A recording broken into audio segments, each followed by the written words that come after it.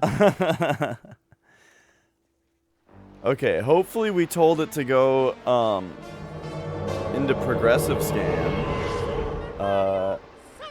Crab is here. Hello. Let's see. Does this look as good as normal? Yes. I think so. I pressed A while the screen wasn't up yet, assuming that it was on the screen asking me whether I wanted to display in progressive scan.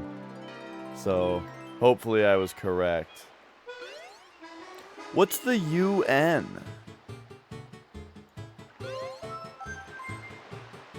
Let's see, if I were to go modify an emote, this one. Oh, I see it. Okay, yep, alright. I imagined it working in my head now. Okay. So let's take a look here. Bianco Hills, done. Beach, done. Noki Bay, done. Pinna Park, done. We've got one more in the harbor, one more in the beach, one more in Pianta Village. And guess what? Last time, I ended the show with going back through all of the episodes. Whoops. Going back through all of the episodes of the harbor.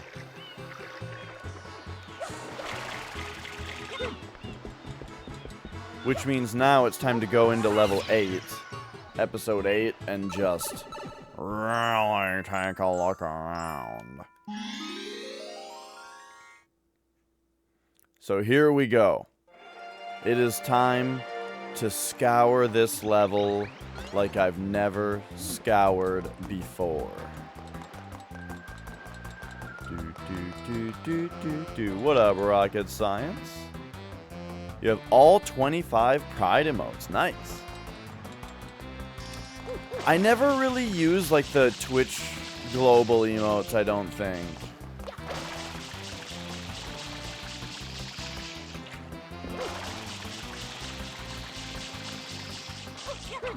Now, I'm sure I've already done.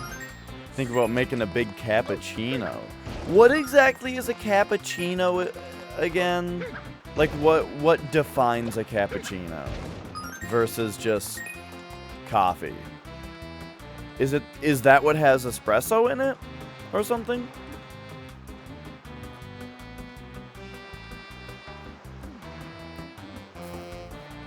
You want a gaming chair? Ask your grandma. I got this one from my grandma, and you know, it was free and it was pretty dope. Who knows? Maybe all grandmas have a secret ultimate gaming chair hanging around. Cappuccino is a drink created with brewed liquid from coffee beans with milk and milk froth. It's created using a machine that has fine roasted beans that are pressed into a small puck-sized shape. Interesting. And that's what you're doing? Or are you just making coffee?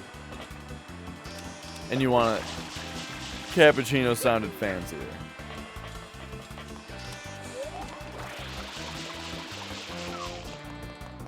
Oh, instant cappuccino. I see, I see. You know, I got some instant water, but I don't know what to add.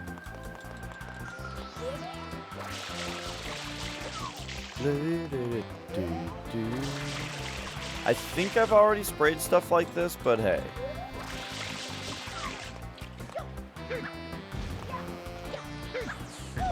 Whoop. Gotta try it. Okay. Onto these anchors.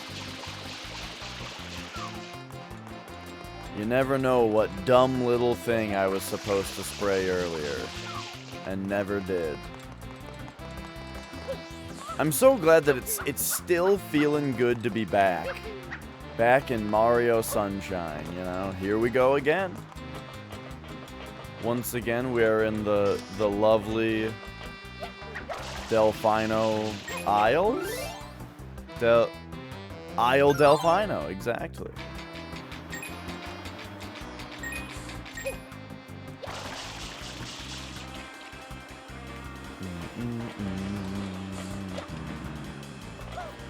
I think I've kind of sprayed the inside of this thing a whole bunch.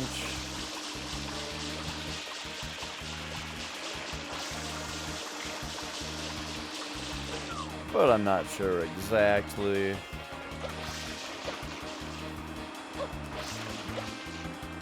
Do some shotgun sprays, and there we go.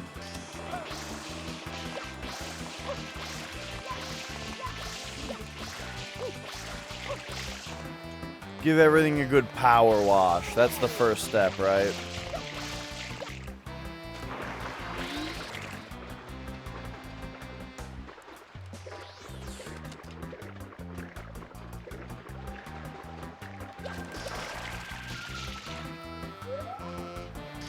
Now, there are these kids.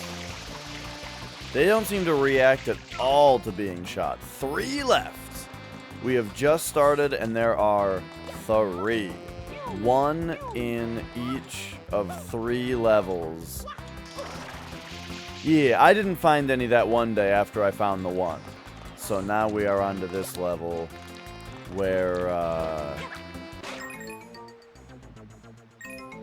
you know.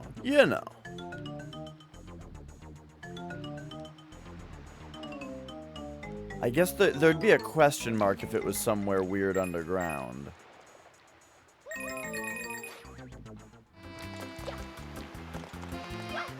I already power washed this whole city side, or like towns, all these windows and stuff.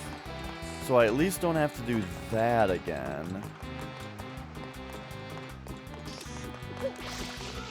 We've given a big hose down to all this stuff. How about this helicopter? I'm still very suspicious of this helicopter, despite not having found anything when searching it before.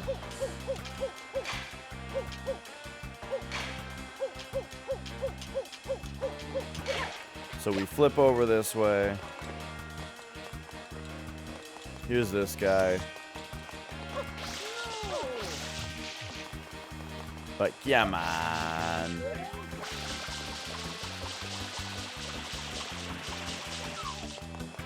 He's got this big helicopter, and you're telling me it just does nothing? How strange.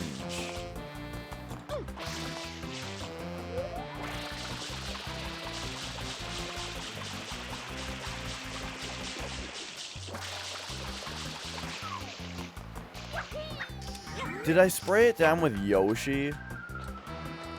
Because I feel like that was another idea. But that never really seems to do anything different.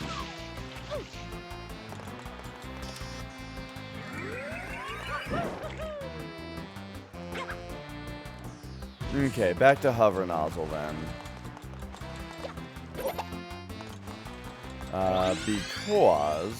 Because,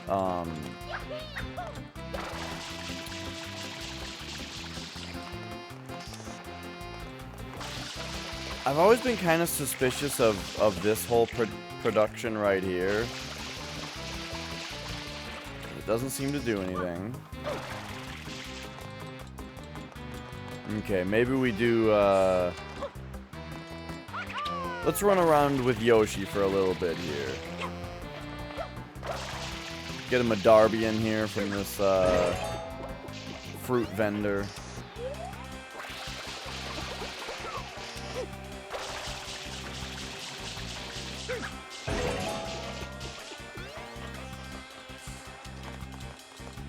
There we go. Bloop. Oh, jeez. Oh, jeez. I really wailed that thing. What? Mario, calm down. Okay, okay. There we go. And now, let's see. If we take this guy... I think I already tried this, but, like... I don't know, man. Alright, so now we're Yoshi. Spray this thing down with him.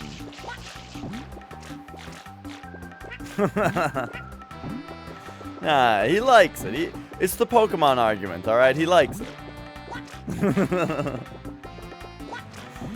Maybe he likes it because, you know, he's never known any different in his entire life, and it would be impossible for him to... he likes it.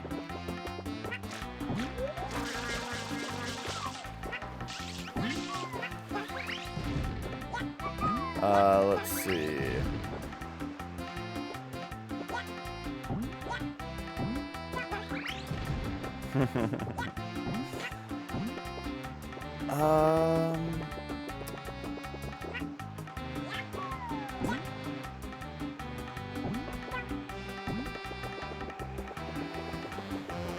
Okay, so now we've got Yoshi out here, and that was worth a blue coin at one point, but I wonder, I mean, I've kind of looked, and I don't see another guy that's like that like only Yoshi can defeat. So that was unique. He was the guy that's always complaining about work. I wonder what he does. Like if he ever, like if this whole work production that he's got going on down here ever pays off.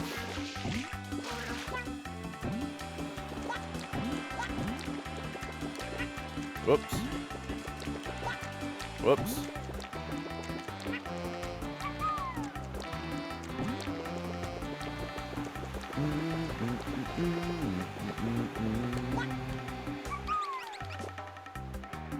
Bah. Hang on, we gotta feed this Yoshi.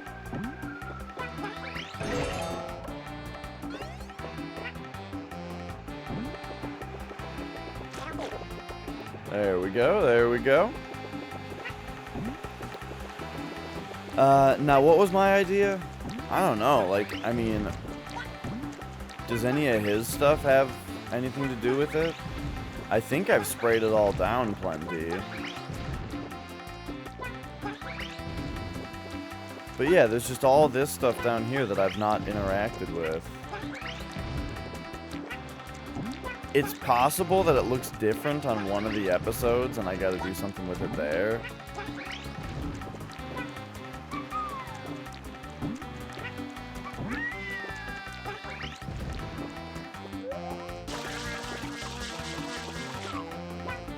You know, I'd expect like a Bianco Hills style blue coin to pop out of it just by spraying it like this. But I'm not quite spraying it right in the middle, you know.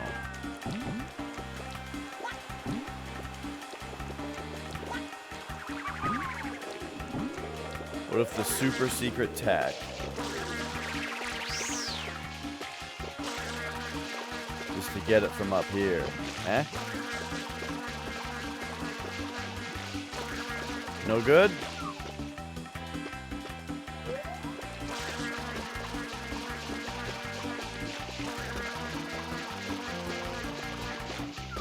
Okay, okay. I mean, look, a lot of these things would be a stretch. But, hey, it's the final countdown. That's what we're looking at here.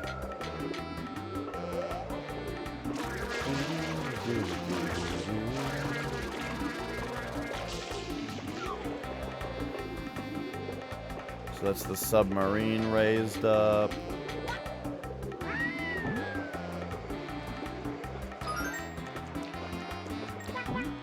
Oh, that was the,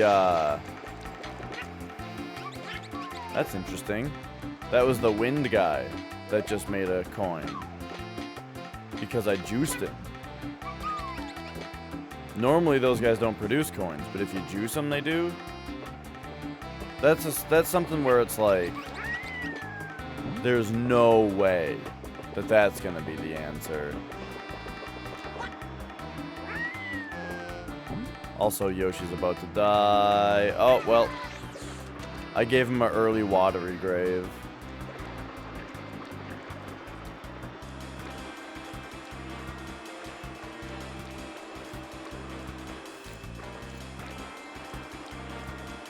Dang, I have been really fatigued these last days. Like, I got very good sleep last night. I slept for a solid 8 hours, and I didn't really wake up.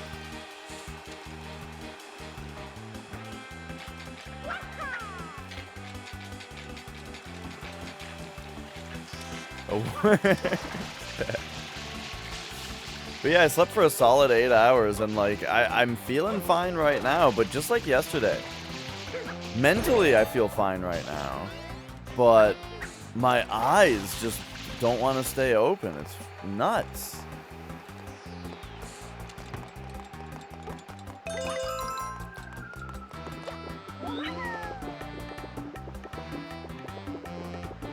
But hopefully all will be fine there.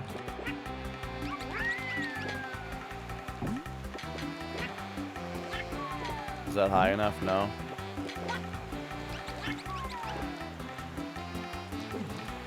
Oh, shit. I do kind of want to bring Yoshi through the rafters. And you know what? Here's why. This is the only episode with Yoshi in it. And why wouldn't they put something for Yoshi in the rafters, huh? Or the scaffolds, or I don't know what you would call all those things. I don't really know what it is.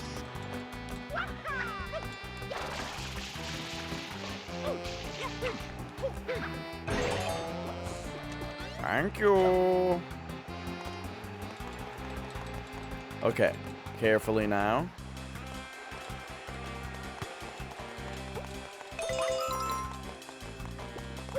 I don't know why Mario is just booting these fruits today.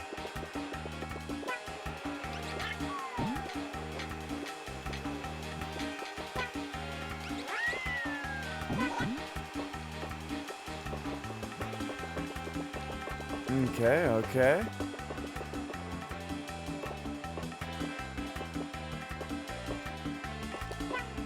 Uh-oh, uh-oh.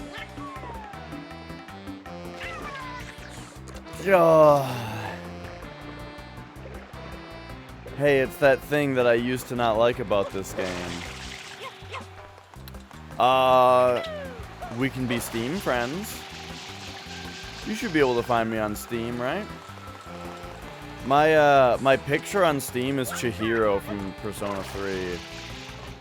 So I've got an anime girl profile picture on Steam.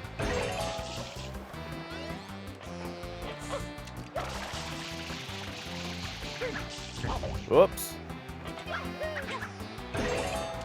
But the name is just Dash Retro. Do, do, do, do.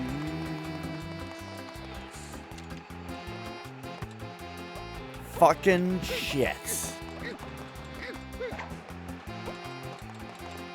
Mario with his stupid boot. Yeah, oh my gosh. Why, thank you. We'll see what that is. No, I haven't played Persona 5 Royal. What I'm more likely... Well... Yeah, at this point, I'm more likely to play Persona 4 now that it's on Steam.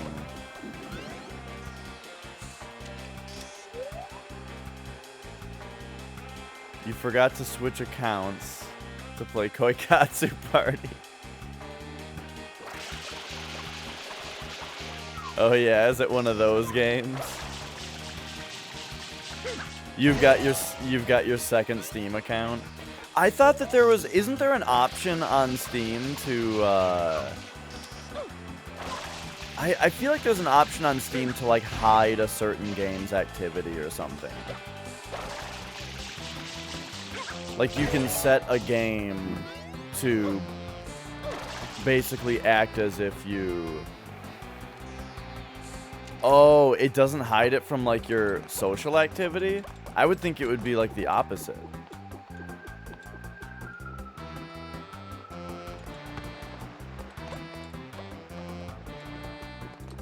You know, I'm not actually positive, Rocket Science. I don't know if it's full on at this point. Or if it's still just, like, etchy. You know what I mean? But there's full on? Because I remember hearing that, like, Nekopara, you had to get, like, a... It was like Nekopara was on Steam. but for the uncensored scenes, you needed to, like, download a patch from their website. An official patch that, like, adulted it up. Yeah. But maybe that was just an older thing, though, and maybe Steam just allows it now.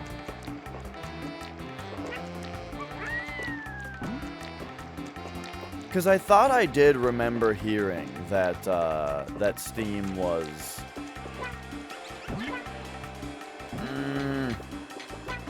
like, opening the floodgates, essentially, for, oh my gosh. It's so hard to freaking... precisely control these jumps.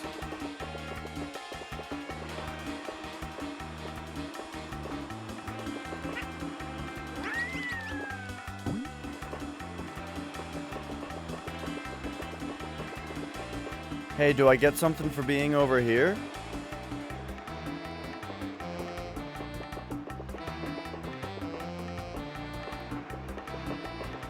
I'm basically just wanting one of those clouds to spawn. Or just looking for anything that's different or Yoshi interactable here. Are you fucking serious?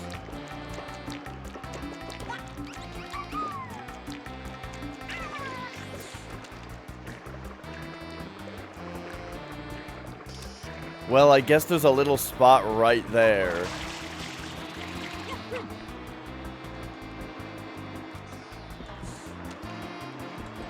I see. But just boobs. I mean, plenty of games have boobs in them. I'm talking about like a good old-fashioned knob slobbing. The real shit.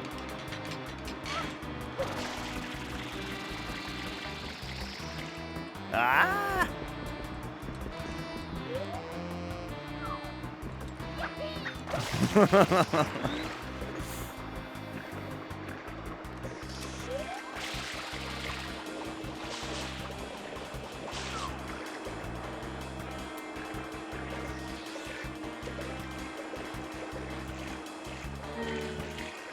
So I did already kind of look through the episodes, right? However,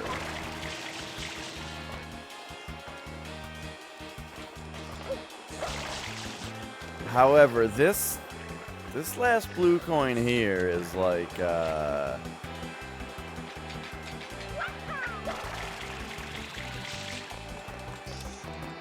woo! It is elusive, isn't it?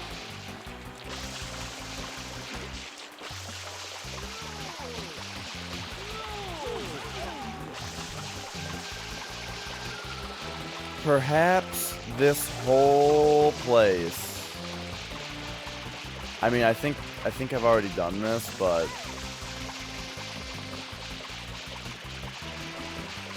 you know.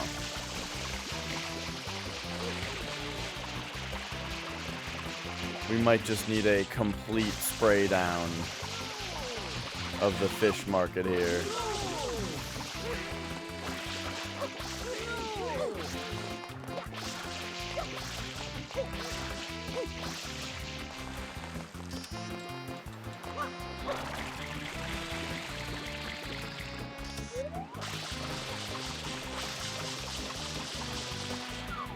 Okay. Is the town fully reopened? Yeah. I believe like all the restaurants are open again and stuff. However, they still have like limited menus though.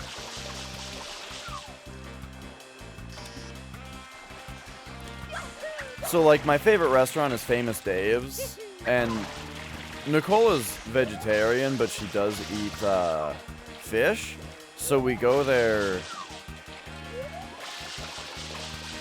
pretty often, and she gets the salmon. But right now they don't have salmon. So temporarily, still no Famous Dave's for me.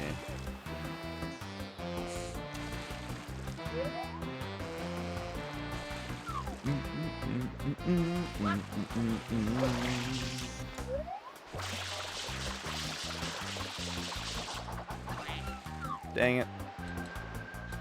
What am I gonna do when I'm out of water?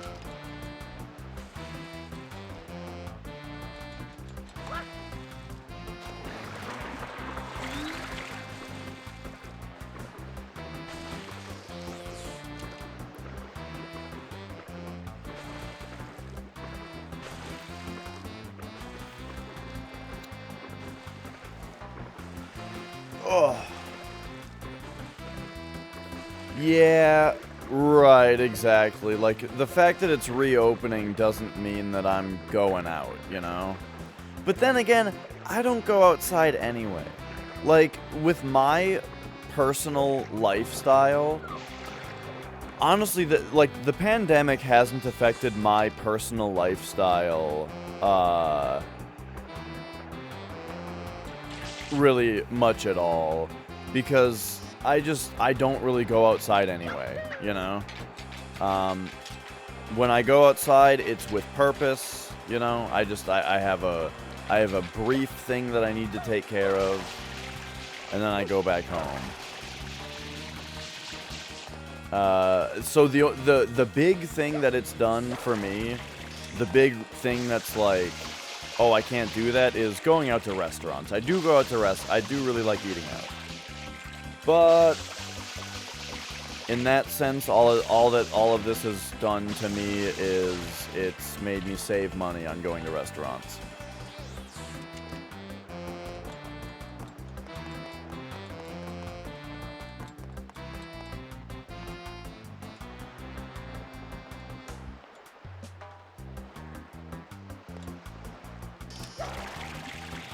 I'm sure the toilet paper craze has died down, right?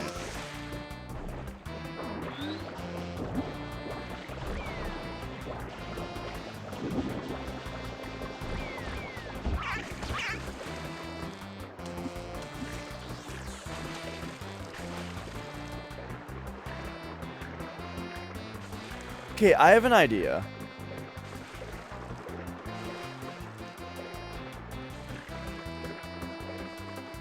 What if one of the cheap cheeps you can eat with Yoshi? I mean, you can eat all of them, but what if one of them produces a blue coin for some reason?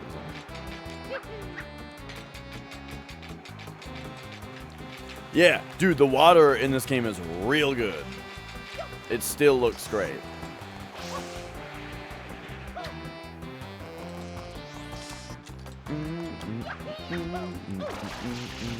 As it should in a game with a pretty heavy focus on it.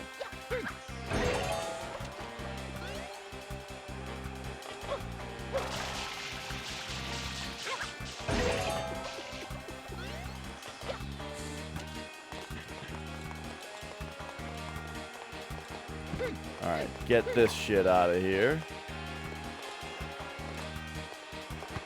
Yoshi's in it for the Darbians today. Whoa!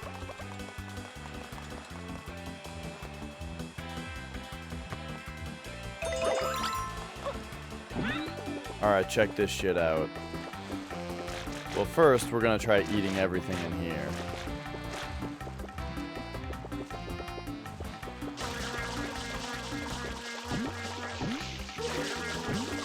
And then I should also talk to everybody in here.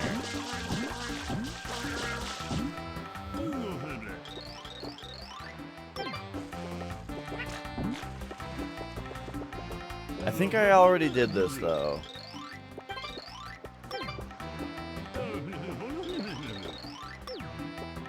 I think I already talked to everybody here when I was trying to figure out how to unlock Yoshi. Okay, so check this out. We've got cheap here, cheap here.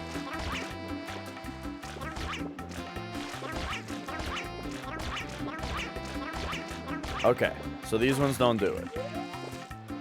Or these ones don't help me.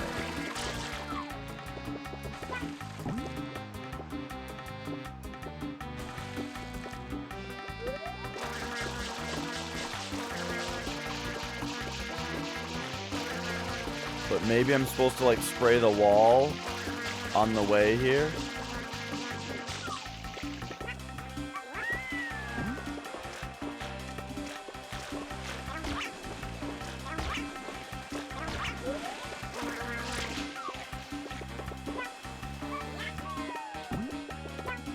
There we go. Okay, hang on. They actually want me to take Yoshi over here.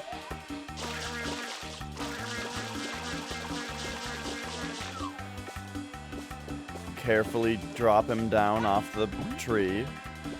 And go bloop. Turn him into this color Yoshi.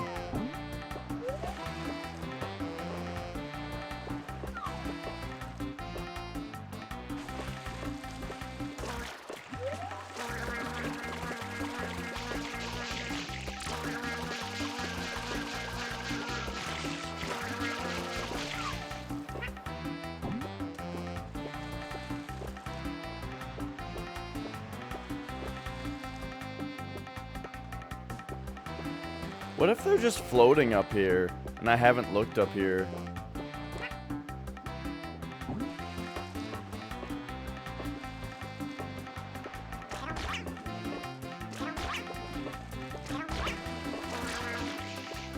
Okay.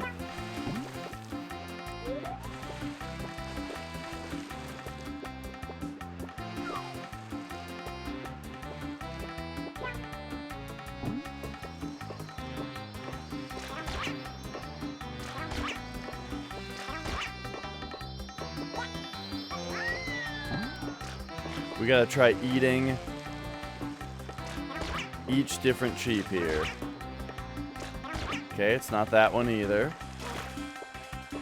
But there's one more cheap right over there.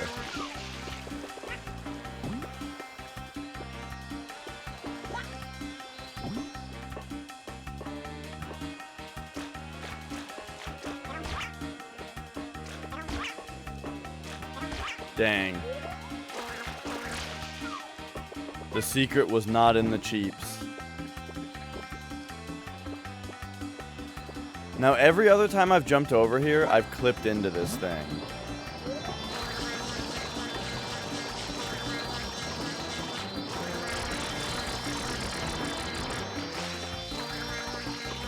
But not this time.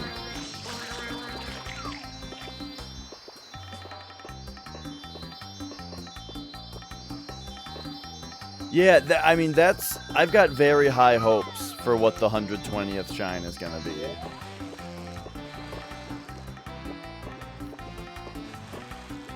But one thing that stands in our way is one blue coin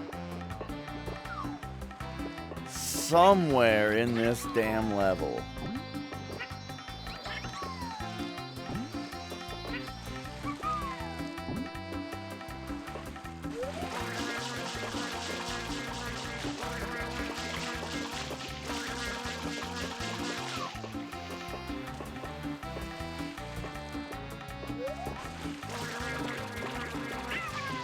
It's weird how Yoshi starts to shoot like he turns green and starts to shoot regular water before he dies.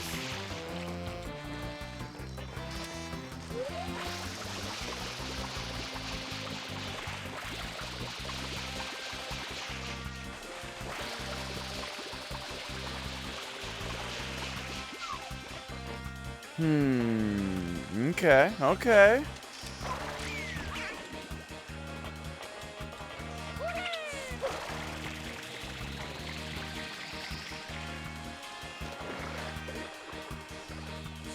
No progress yet.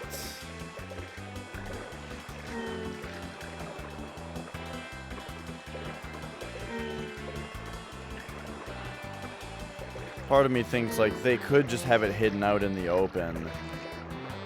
Like in this thing. And who would notice, you know?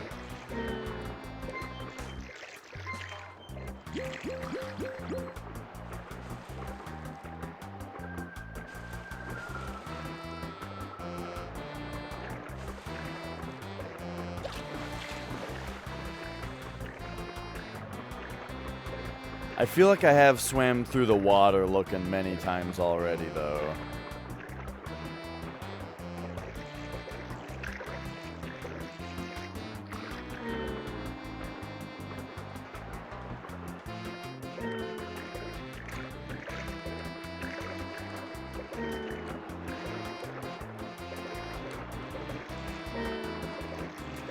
They make it sound so sad when you're underwater. Hmm. Hmm. Hmm.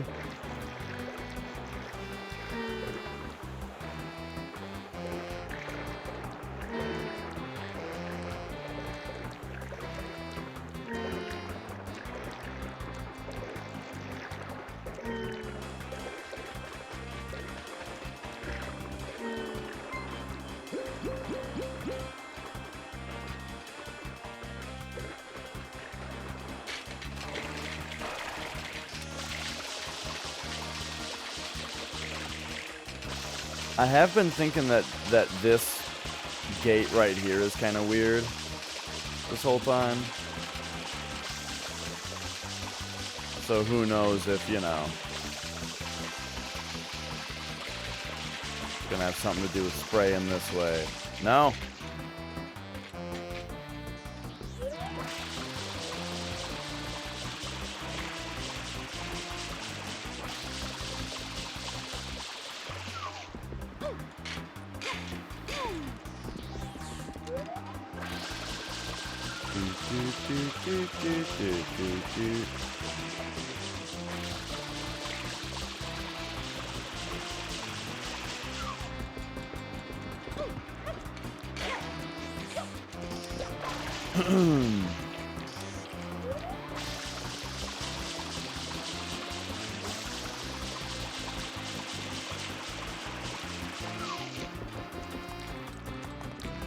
Yeah, you know, well, I guess now we're at the part of, like, just power washing some more stuff, you know?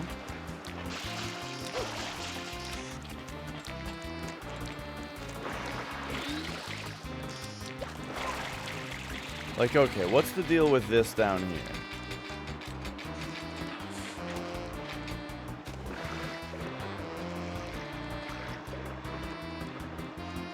Some of it seems like it's sort of just here to...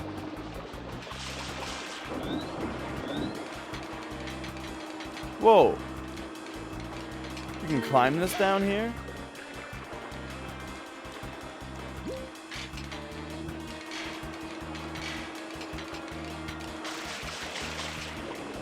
Interesting.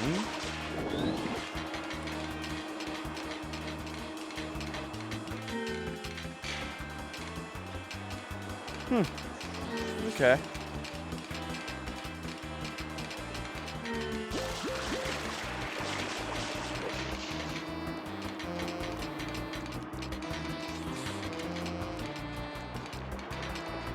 But then you can't really get on this thing with it.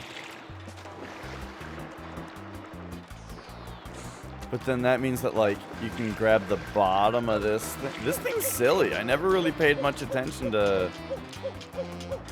this rig over here.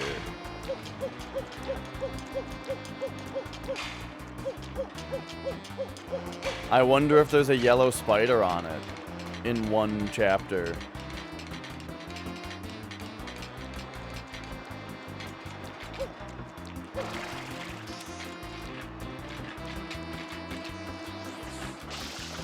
Charles Martinet. He's been in, I've heard him in a couple other things. But I would say he's probably only video game famous, you know?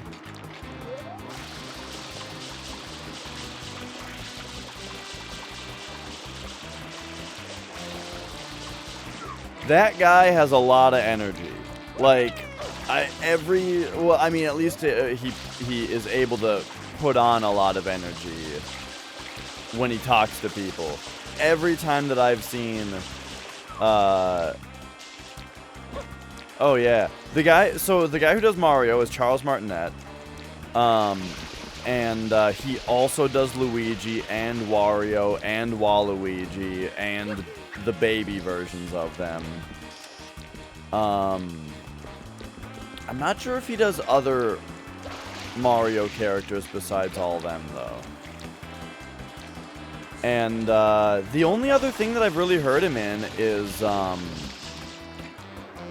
there was a and he, you know, as far as how he puts himself on in like interviews and stuff, he enjoys it. Like, you know how a lot of voice actors are like, oh, don't tell me to do the voice, you know? This guy, like, whenever he's in interviews and stuff, he loves doing the voices. It's fun. Oh, shit. Oh, shit. So we can... Okay. Well, that's a thing, I guess.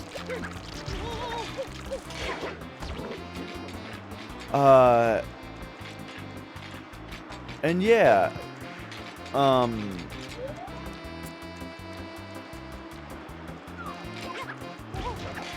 He was in like a Bit Trip Runner game. I don't know if you played Bit Trip Runner, but he did the narration for one of those.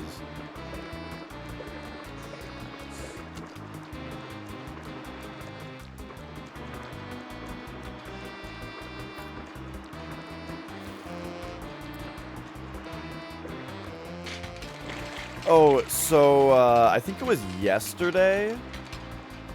Yesterday, I did my entire stream with, de-interlacing turned on my capture card. Luckily, you don't really notice with GTA Advanced, because the frame rate is already so low, that it, like, doesn't actually do any harm. And the pixels are big enough also that it doesn't really do any harm. But still, I gotta remember not to leave that on. So, the last time I did that was my first Sekiro playthrough. So de-interlacing, I'm sure you've heard of resolutions 480i and 480p, or 720p, 1080i, 1080p. The I stands for interlaced, which means it actually, when something is interlaced, it's actually pushing half the resolution per frame. And it pushes all of the, like, the odd lines first, and then the next frame it pushes half the even lines.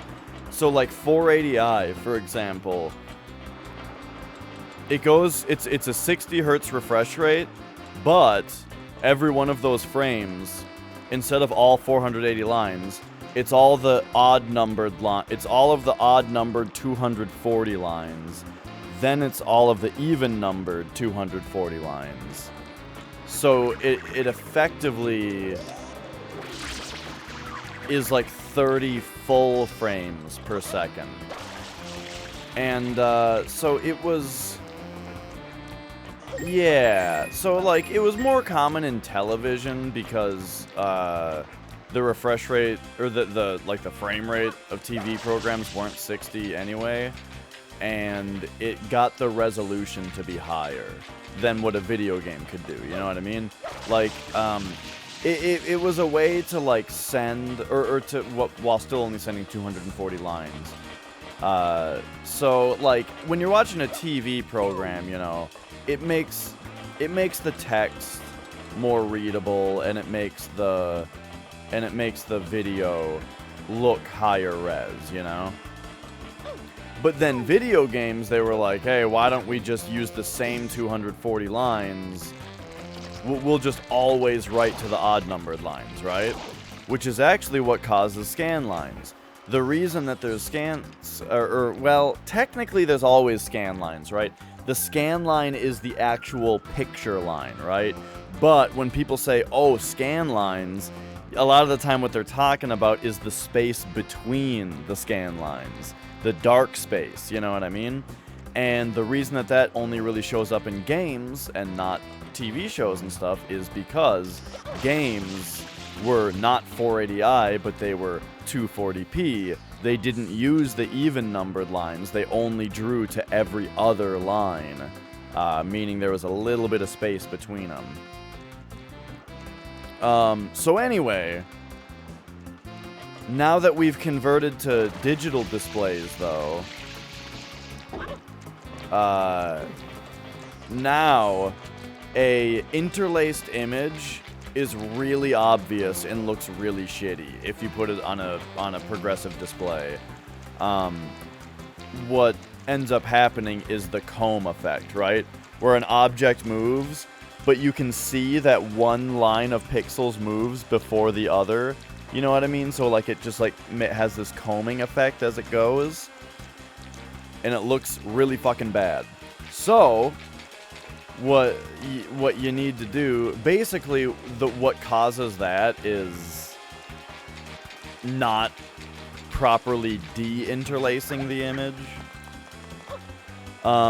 So like what proper de-interlacing will do is it'll take the 240 frames and then, or the 240 lines, and it'll like blend it with the previous, or it'll wait for the next 240 lines, look at both of them and like blend them together into the one image that it's supposed to make and display that, right? So if you're giving a progressive image to OBS and you're still telling it to de-interlace it, essentially all you're doing is you're just losing some resolution. Because it's blending lines together that are, you know, that are already there.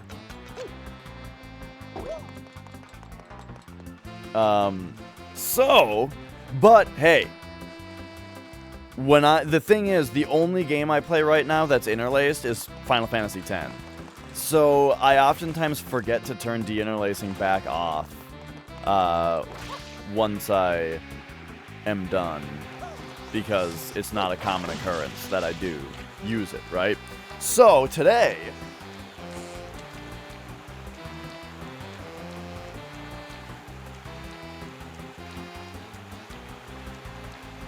oh.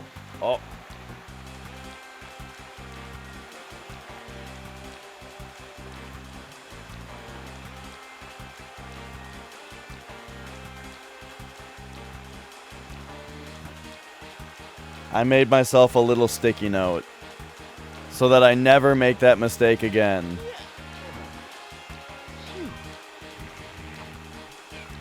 Did I? Oh, fuck!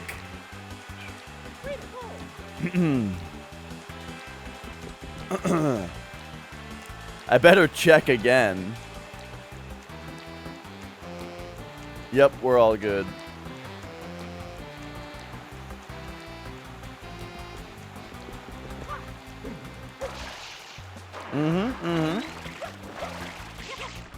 Just keeping myself in check. No pun intended.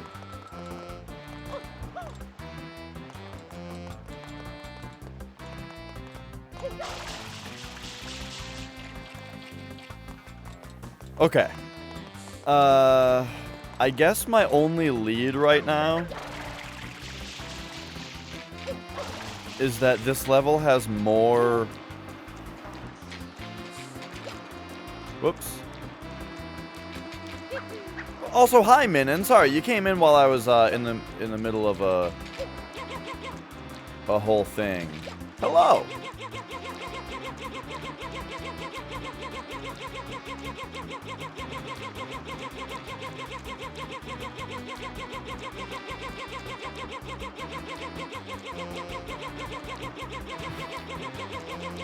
I beat the game. Now, let the record show there. I am holding into the ledge, and if I release, he falls. But I wanted to milk it there for a second. Look how replicatable it is, though. Get out of here, Nintendo.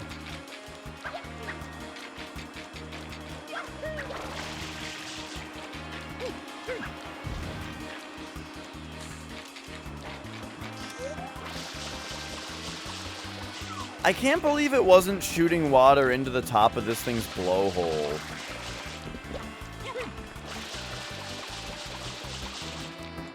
Okay, so my only lead is that sometimes, or is that there's these weird things down here, and maybe there was a spider on it at one point. So, that means it's time to check through the episodes again.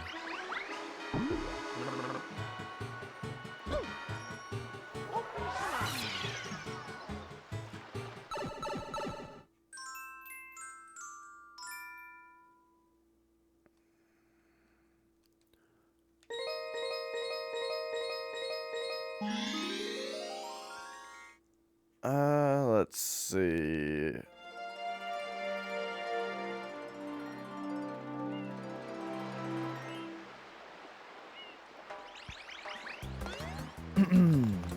Okay. So now I've got a particular eye out for this spot. But also, I mean, did I particularly talk to these dudes? What does this guy say? I fucking hate this guy. That patronizing douchebag.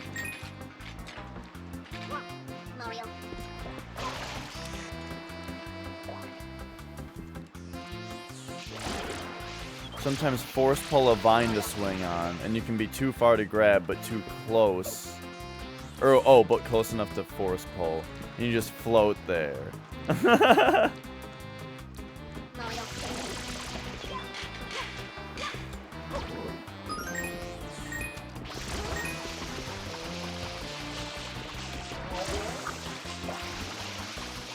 Was that the only dude? Okay. This is going to be a real quick look here.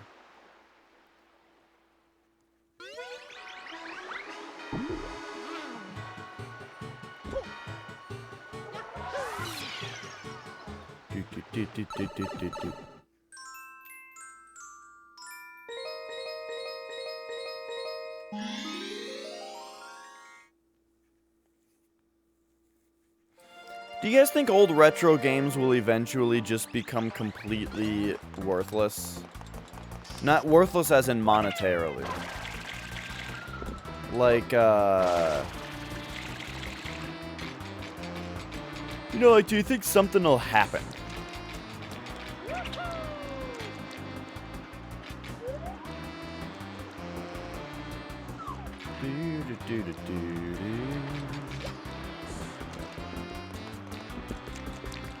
Okay, okay.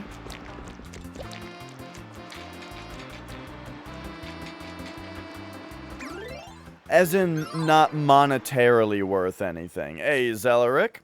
We've got 3 left. I'm on a little bit of a lead right now. But nothing surefire. Hey, Joshy boy. Excuse the yawn, please.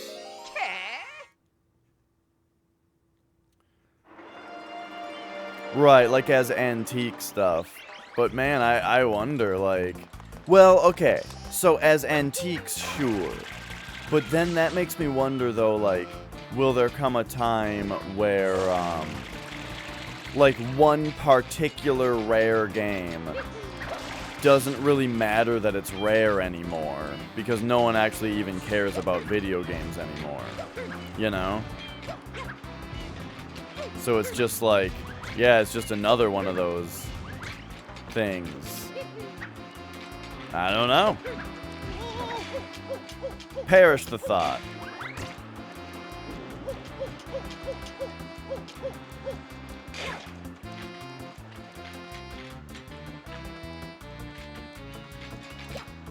This game's got some tough stuff in it, but I've been having a wonderful time with it. Oh. I'm stuck.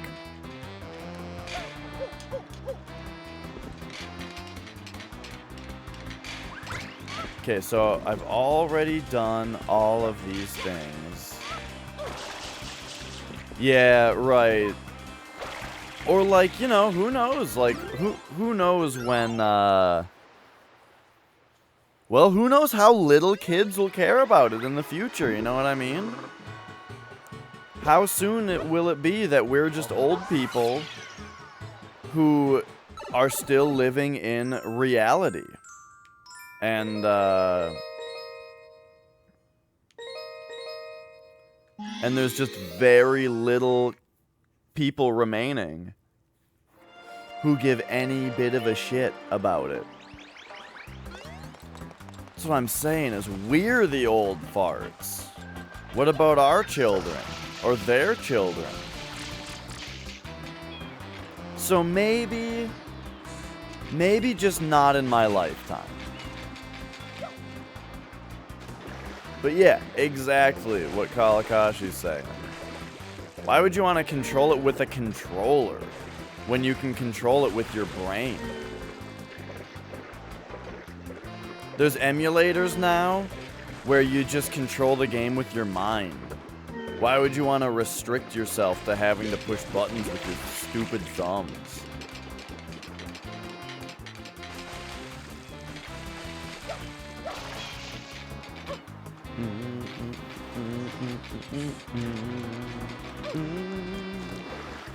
You know how people make videos of like, I beat Castlevania with a dance pad? You know, what if someday that's the challenge? I beat this game with a controller.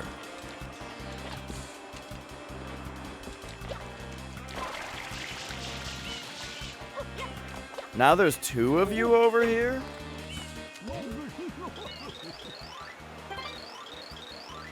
Oh, right, because it's the tower.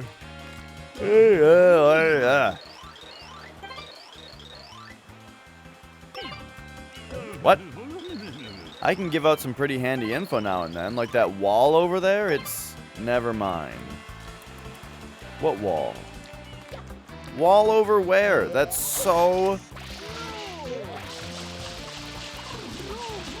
That's so fucking vague, dude. He speedran Super Mario Bros. 3 with a dance pad. I mean, that's pretty nuts.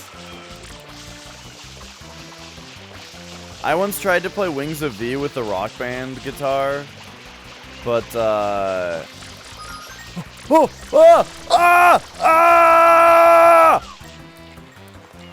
Fellas, we've done it!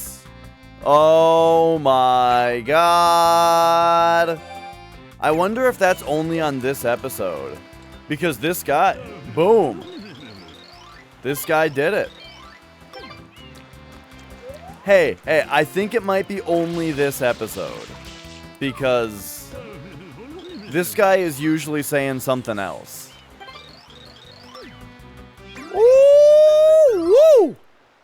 Woo, boy! Alright. Harbor is done. Guess how many coins there are left in this game? Guess how many blue coins there are? 2! There's 2 coins left. Let's fucking go. Alright. And yeah, like Minin said, coin of the day. If I don't get another coin today, I'm happy.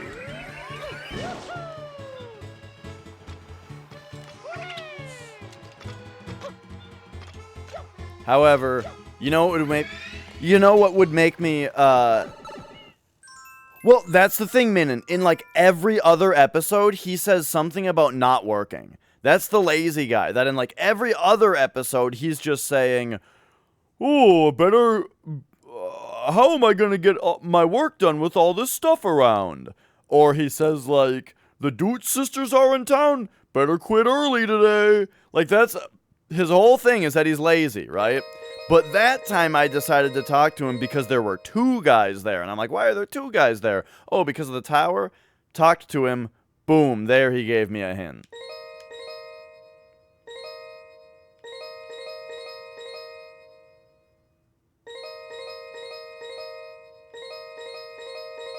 Okay.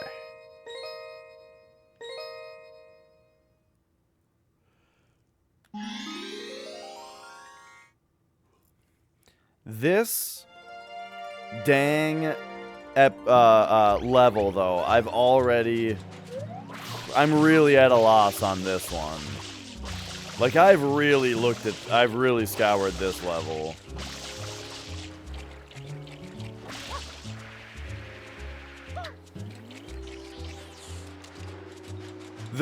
These last 2 are gonna be the hardest ones. I hope you guys are ready. Because... Right. Yeah, I know what you mean, Minin. There's gotta be some kind of hint, right? And I think the hint there is that, like I'm saying, that time there was another guy with him. And it's like, okay, maybe he'll say something different since the circumstances around him are different now. You know what I mean?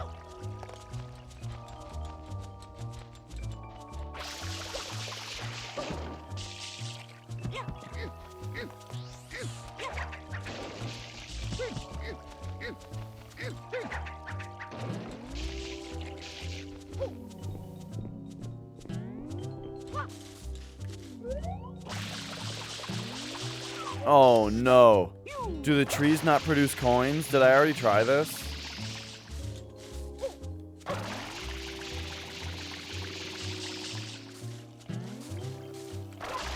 Dang, I was really hoping that this level was going to have the same solution as the first level, where it's going to come out of a treetop.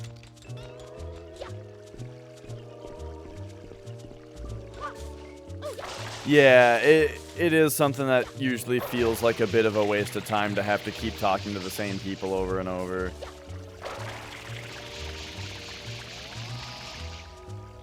Like, that's the kind of thing that really slows down a secret hunt, is redundant checking. You know what I mean? And that is something that this game has, because of the way that, like, some things are episode specific. It makes you kind of think that, like, for example, I need to spray this beach down on every episode, you know? And that kind of thing is boring. Speaking of which, time to spray the beach down. Whoops.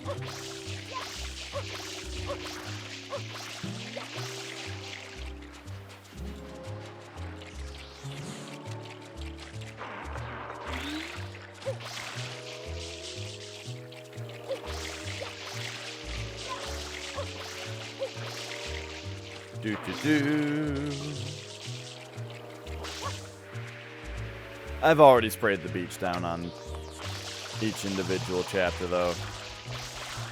Alright, so let's take a look at things I haven't interacted with yet. Wait, did I check all of these trees yet? I don't remember hitting this one. I think I did.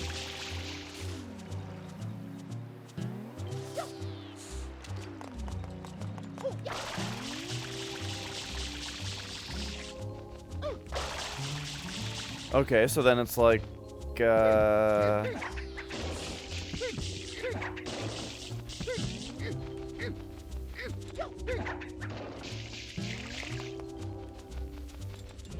about these fences? I haven't tried to interact with those in any way yet. Okay.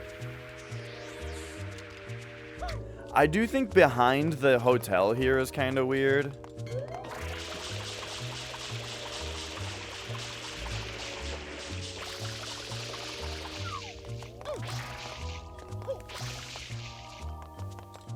Because, like, well, I don't know.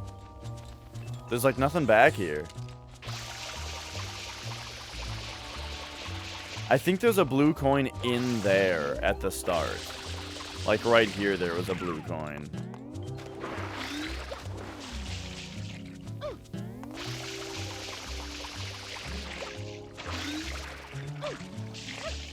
This flower bed had a blue coin in it at one point.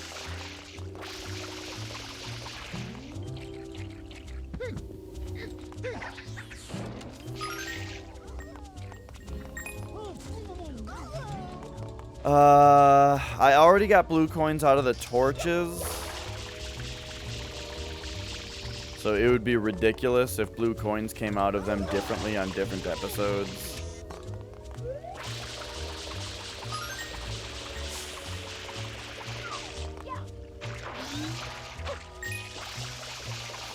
Let's see. This is all just outside talk.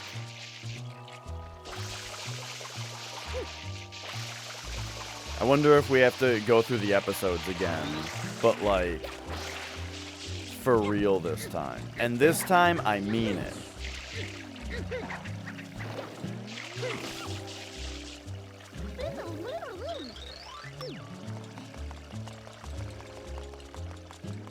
Why are there all these barrels of water around?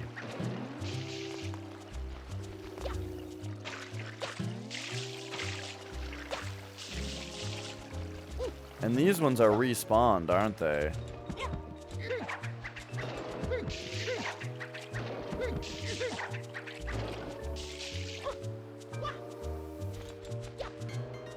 No?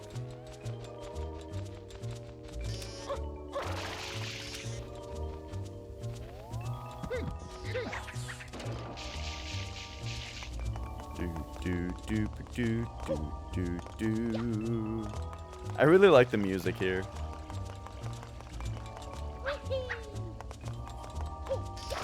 I would love to try to get on top of the hotel, but I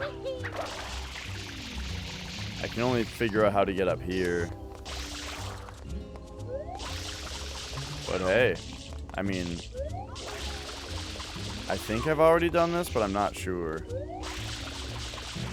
And I definitely already did this.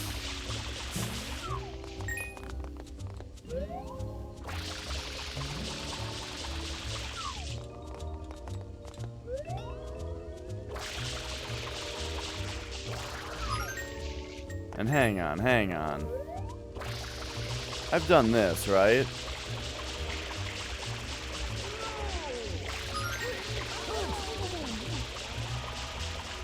Yeah. Okay.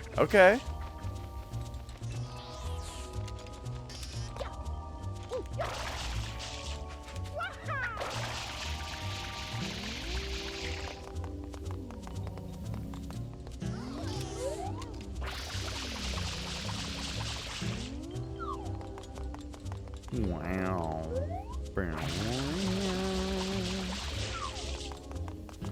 Man, having found all of these things makes me really excited about giving this game a second playthrough at some point. But, like, some of the blue coins that I've found have come out of the most random shit that, like, I didn't even know what I did, you know? That it's gonna be hard the second time also. But the second time, I'm gonna have a notebook with me. And I'm gonna write every damn one of them down.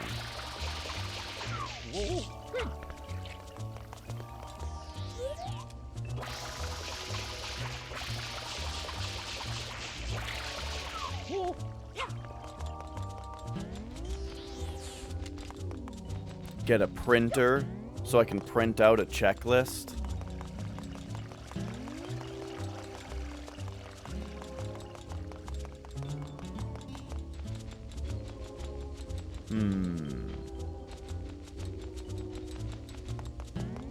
Alright, so I think that about searches the outside here. This is bothering me, though.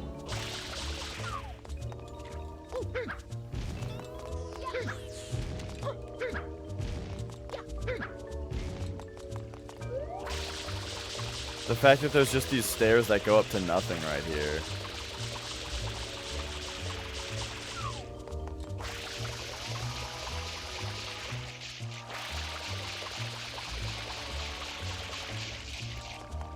Okay.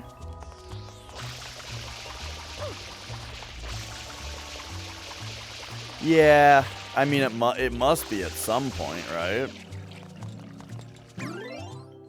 I don't remember that, but, you know, it must be.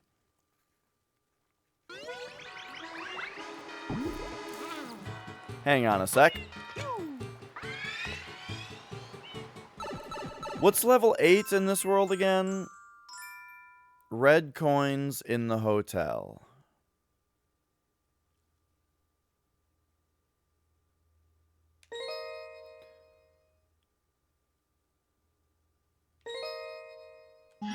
I wonder if there's an episode 8 specific one. Because I usually run around episode 7 when I go into the hotel. Because all the doors are unlocked, if you do.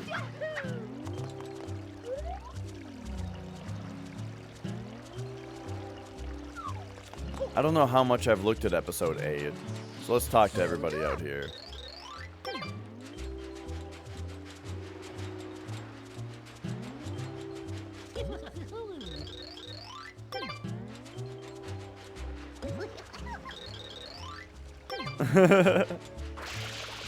Alright, we've talked to all of them already. I think this is the best. I can't stop. I'm dooting out.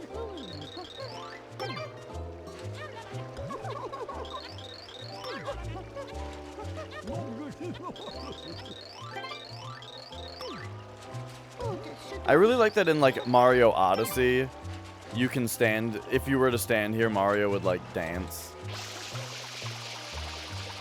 Odyssey was so great.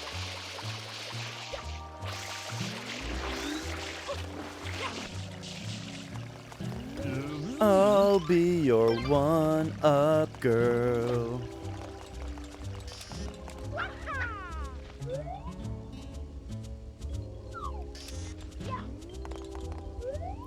My least favorite thing in all of Mario Odyssey is the song that plays during the ending sequence that sounds like it's out of Sonic the Hedgehog. It sounds like a Crush 40 song.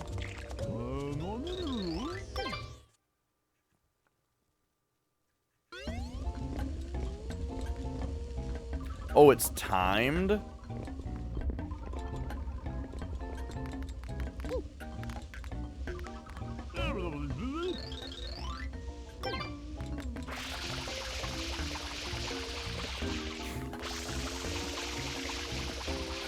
No, huh?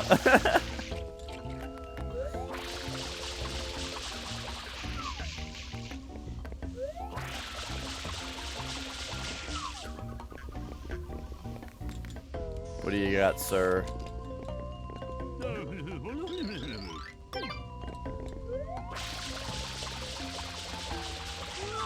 You know, I've thought that line was kind of funny until now. We only stock fruit here, sir. But now I get it. Now I get that Mario's going around asking everyone for blue coins.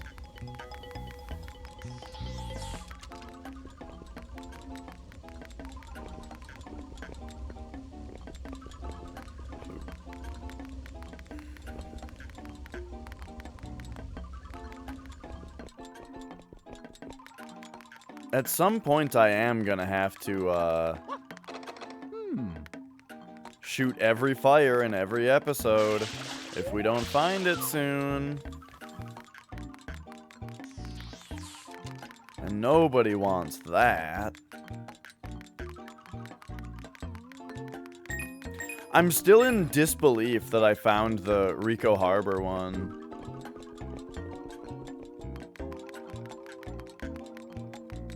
And it only took an hour.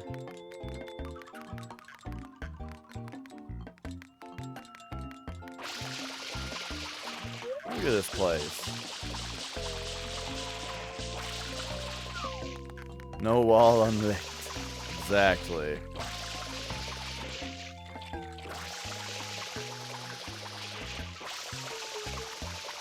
No floor unsprayed. No dick unsucked. What? Huh? No, I didn't say anything.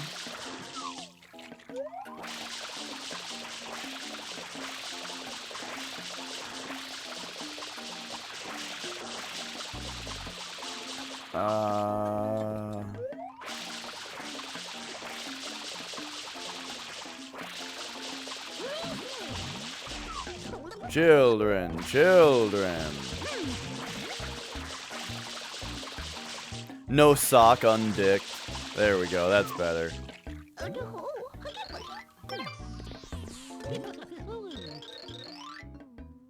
Try saying pizza 10 times fast. Pizza, pizza, pizza, pizza, pizza, pizza, pizza, pizza, pizza, pizza, pizza, pizza, pizza, pizza, pizza, pizza.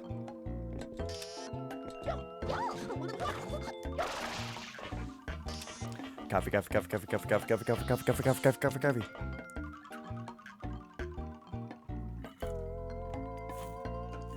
If you start saying coffee really, really fast, it's hard to stop. It's hard to stop, like, on a word. Instead of stopping on cough. Coffee, coffee, coffee, coffee, coffee, coffee, coffee, coffee, coffee. Like, you have to sit there and think about it as you're saying coffee, and before you know it, you said coffee 8 more times.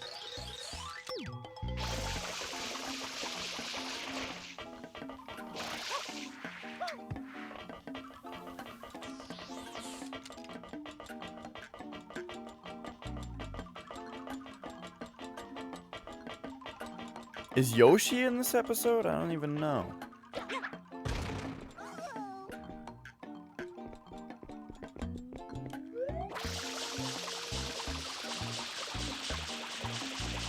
This is the most suspicious thing in this whole level right here.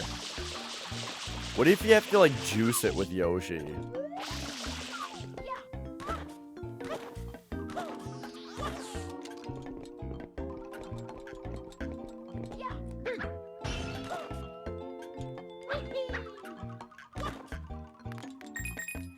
It's funny that that unlocks this, like,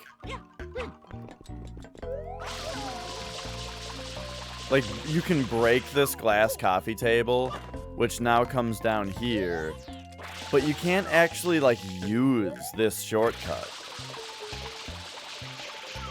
Because there's not an easy way back in here. Unless it's this.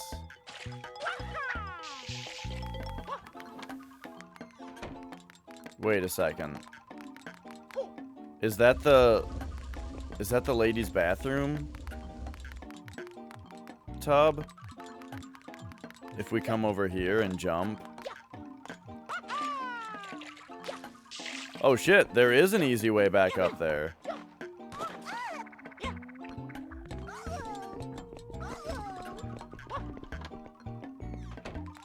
Well, that begs the question, is Yoshi in this level? No. Okay. This might be stupid. But it's like my only lead right now on like a specific thing to try. So I believe the only Yoshi level is Mysterious Hotel Delfino.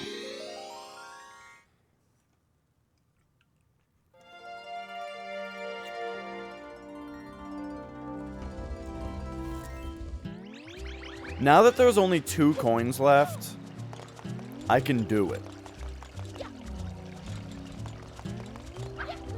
Oh yeah, there's lots wrong. There's a lot wrong with this hotel.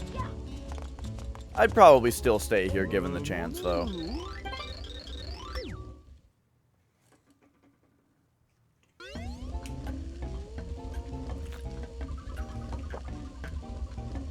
Okay. So, Yoshi Egg is there. He wants pineapple, but pineapple is not at the vendor. So what you have to do is come over here and jump up here. Wait. You don't go through the door, though.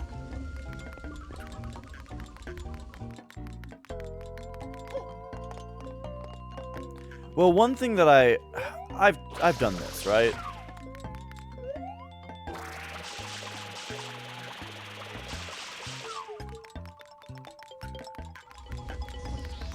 Doop-de-doo. And I've done it over here, right?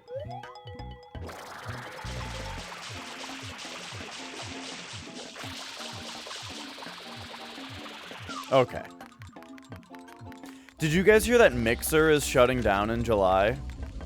And so Microsoft is ending Mixer and they're migrating all of the users to Facebook Gaming.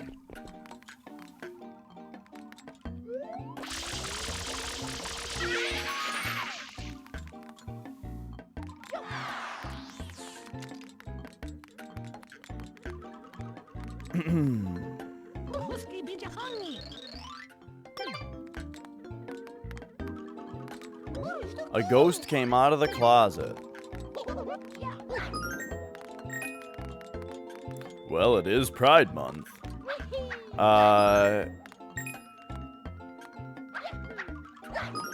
Let's see. Whoa. I didn't really notice that, this is like a mirror on the other side? Crazy.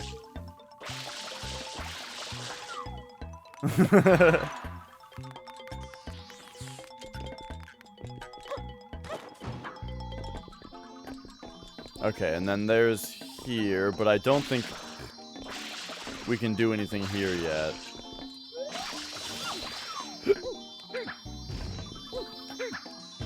What? Where is it? Is it this one? Wait, what the hell? Oh, there we go.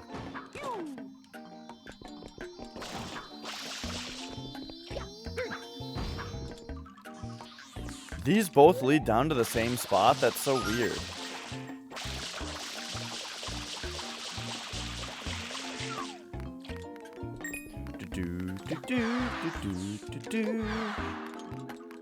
Okay, anyway.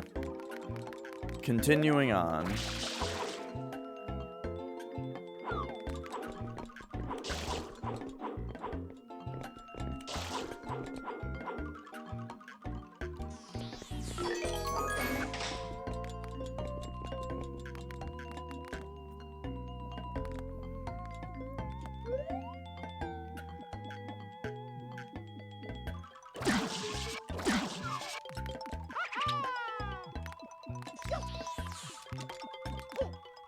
Oh my gosh.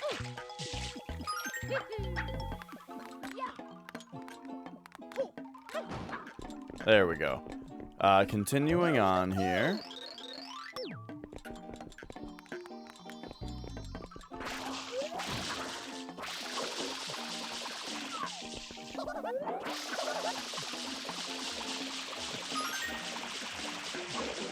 What's all this noise?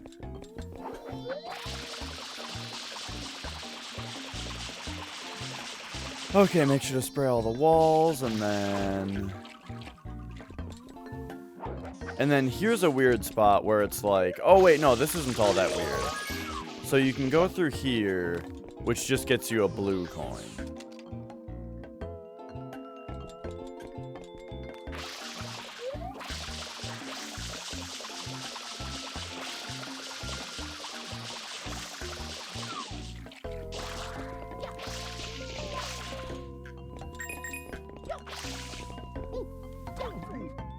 But then, what you actually want to do in this part... Oh, right, and then he's got a bunch of other things here.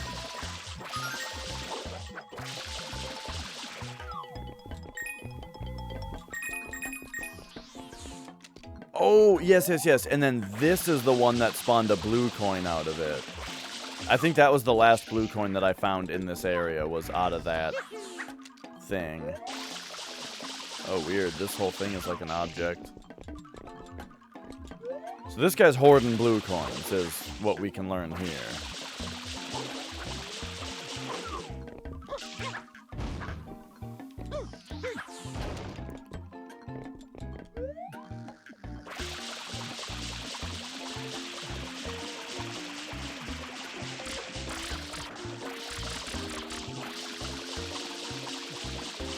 Okay, and then...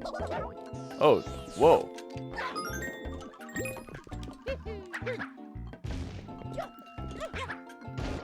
So this is how you can get a pineapple for Yoshi. And then if we bring it back... If we bring Yoshi back here, we can get into that room, which I don't think I've been to in a while. So that might be the way to go. My original plan here for this whole mess, though, is to get Yoshi. And then why did I want Yoshi? To spray... Oh, shit. I forgot to bust through the...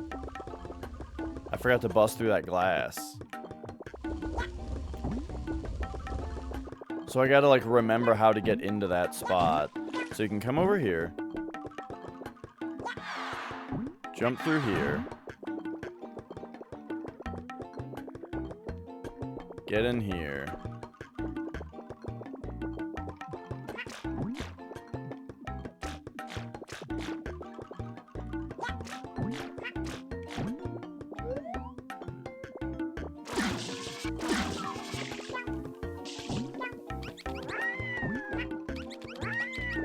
Yeah. Okay. We gotta find the ladies' room. Where you can stomp through the bed. However, I'm not quite finding it here. Can we not get into that room on this version of the level for some reason? I'm not sure. But anyway, here's the level here's the room I haven't been into in a little while.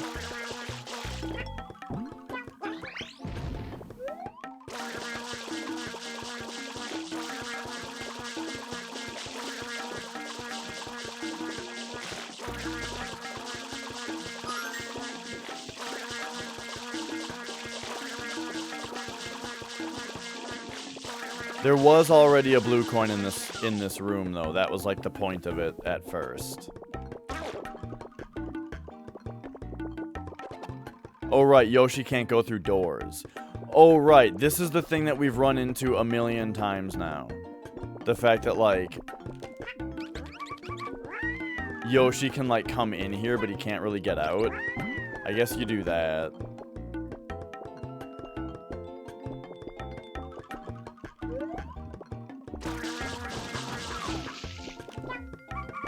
That doesn't look like we're gonna be able to get up in here.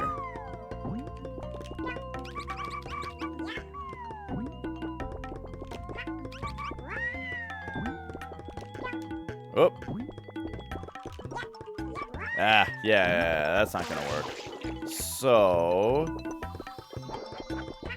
we just gotta kind of backtrack a little bit here. Oh my god. There we go.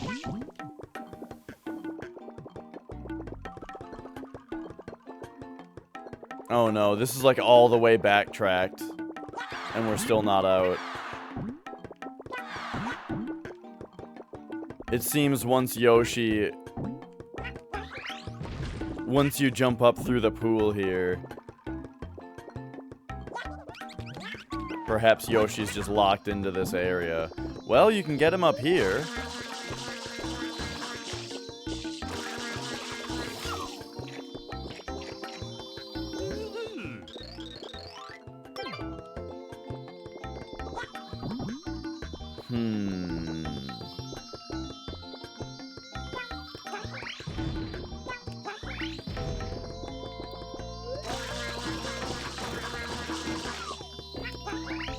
I'm still really not getting the point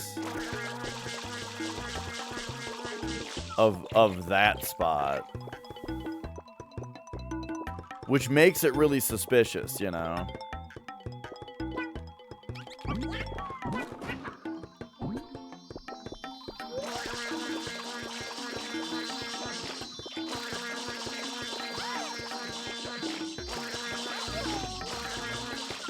What if, like, this tile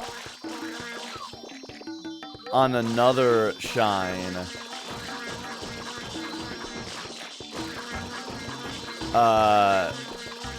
does something else? Like, here it's just here to draw attention? Or maybe it's just flavor to just say this hotel's got a lot of loose tiles. I don't know, though. It's too fishy. So that'll be my next lead. But for now, what we need to do,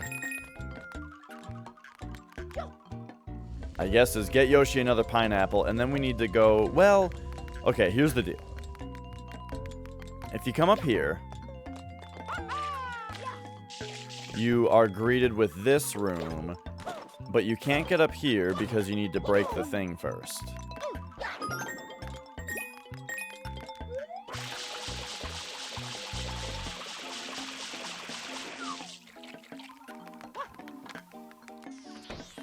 A show. How did I get in that room before?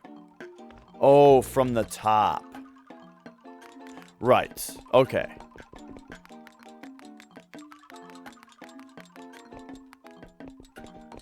So what that means is the actual sequence of events here. I'm starting to remember how to do all of this. It's go into the men's room, jump up here. This allows you to jump through here. Get in here.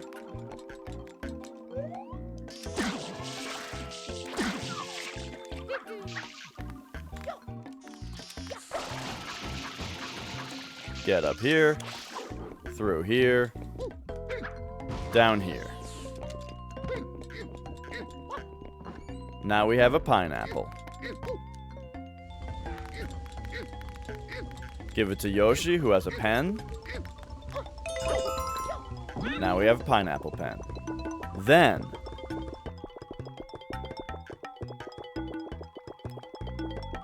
we go to the top floor.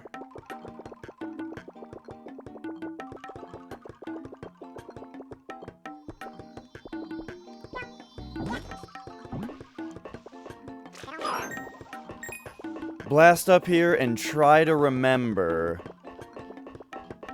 Yes. Now we need to find the apple. Try to remember where the apple is. I think it's the one with the 4.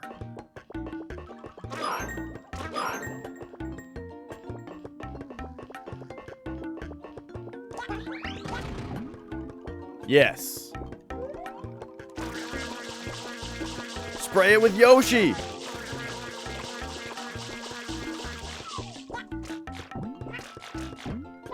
The secret was not to spray it with Yoshi. There is a pineapple in here, though. Wait, what?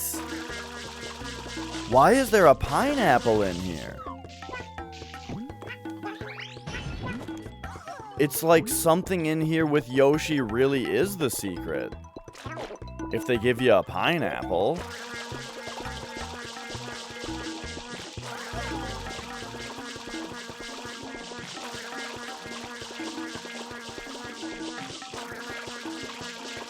How very strange.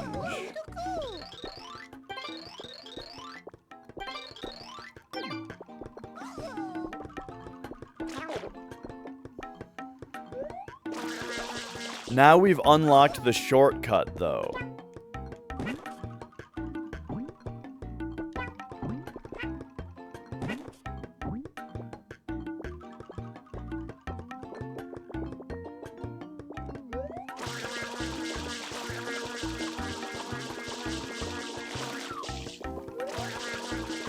Or, like, are you supposed to shoot the backside of her blank painting?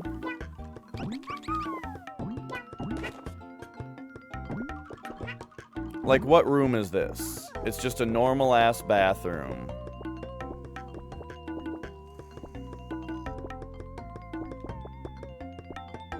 But it's the one with the red bed. I mean, I feel like I would have already shot that wall, but I think that that's an okay lead. Again, though, I hate that Yoshi can't go through doors.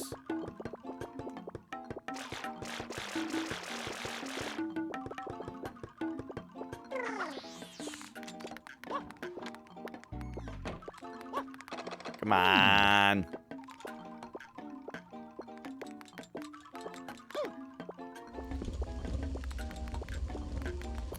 Yeah, I think so. He bounced. Okay. This is a little abrupt, but I gotta run to the bathroom.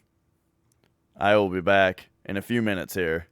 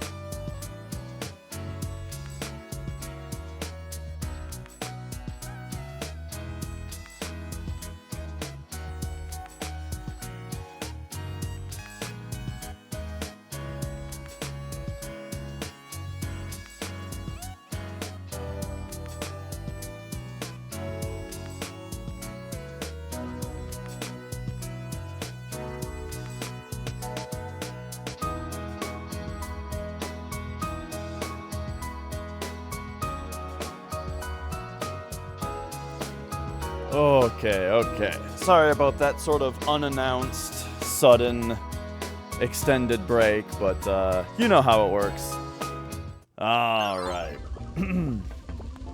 So, what the hell was I doing? I need another Yoshi? I need to find out... Okay, here... Whoa! Oh, that's right, Yoshi's there. Okay. What I need to do, I think, is find out, like, what is on the other side of this room. It's this room, whatever that is.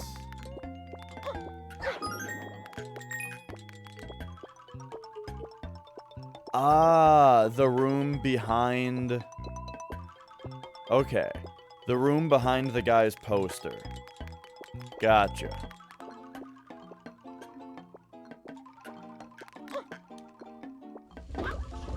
And, so what... Wait a second. I just realized that Wait a second. The shortcut that we unlocked helps us out in getting another pineapple for another Yoshi. We pop up here, and here's a pineapple for us, which is easier to get than the other one. So who knows, maybe that's the entire purpose.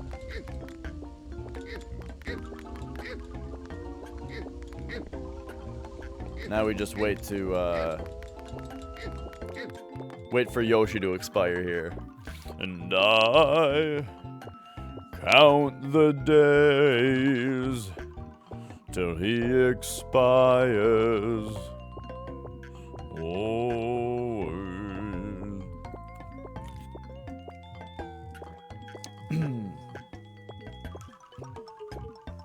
What's gonna go first, Yoshi or this pineapple? I don't know. Hang on. I gotta check something again. What the fuck?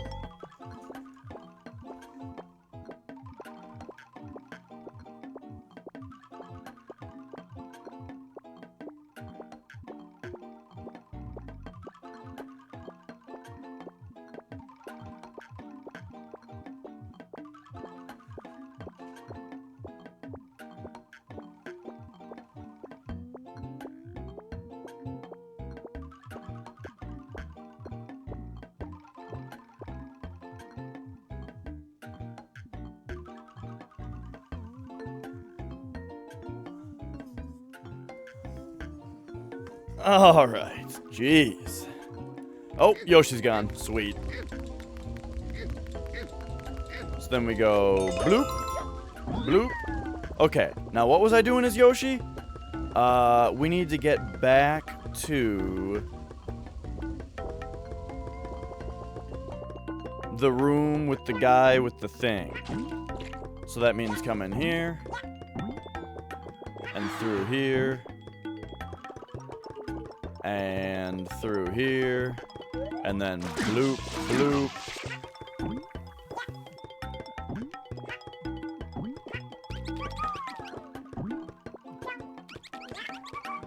What? What is happening here?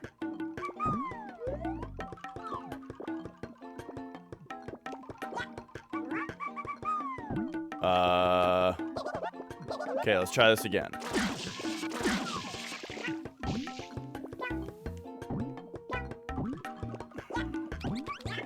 Oh my god, booze, please. Okay. That's my least favorite part, is having to get through those. Alright, so then pop in here. Here's the guy with this thing. Okay, so here's the mysterious room. And the other side of this is the weird painting. I swear something just made a weird sound when I did that.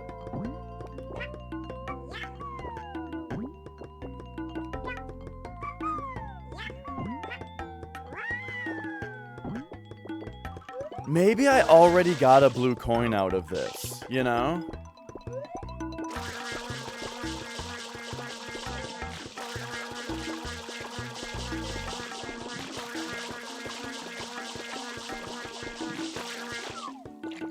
But there you go. That's this from the other side.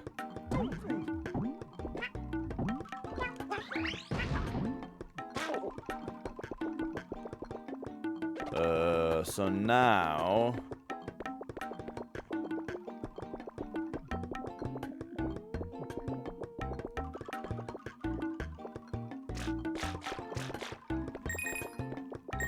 Oh, why can't Yoshi go through doors?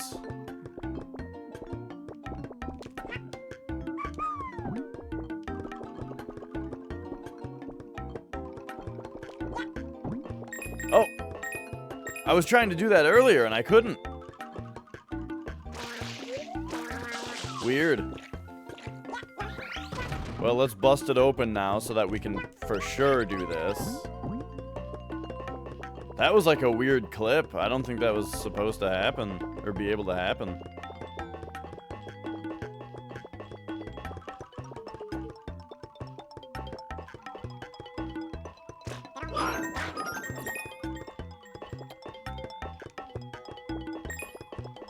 Okay, and then I suppose to get Yoshi back out into the main area, what you gotta do is take him this way. Eat these guys, and then jump down here. And there we go. Now he's back in the mainland, where we can maybe eat like a durian. And if we eat the durian, now we can come spray this painting with purple. Is there a blue Yoshi?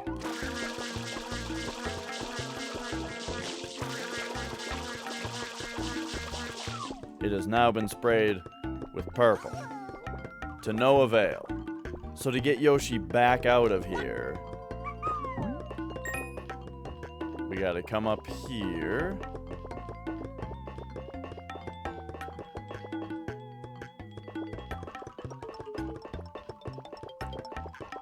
And go all the way around. Also, I think it'll be worth making sure that we eat the ghosts up here, because you never know if there's actually 2 of those blue coin ghosts. Okay, back out here.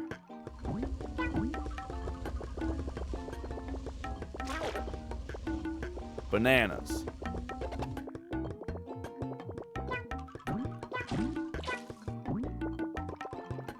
This is like the dumbest, most specific thing I've ever tried for a blue coin.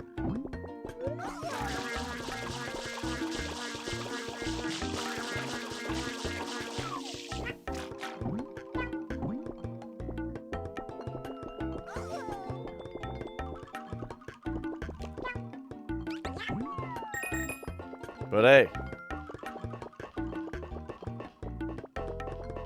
who knows if you need to spray the white painting with a specific color, right?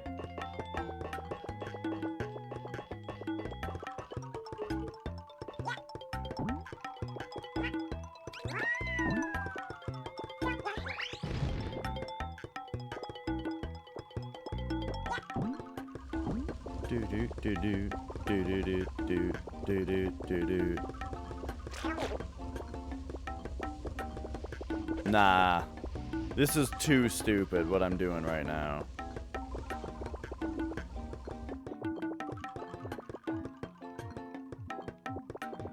I have more I think I need to go through the indoor episodes again, because I have more suspicion of that one loose tile.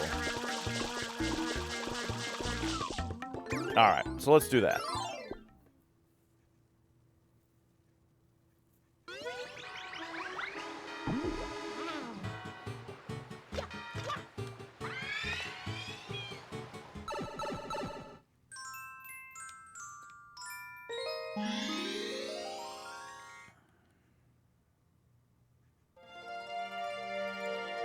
Alright, so if we come here, where all of the doors are unlocked, Let's go up to the pool and see if there's still 2 loose tiles.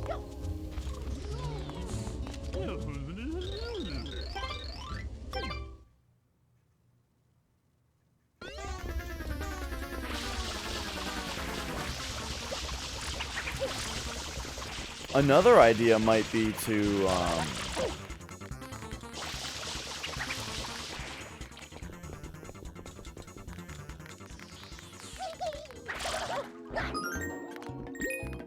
like, see how much we can do in general in, I like this painting. How there's like a ghost silhouette, a Boo silhouette, in there normally. What was I just saying? Oh, go to like to the casino episodes and see how much we can move around there.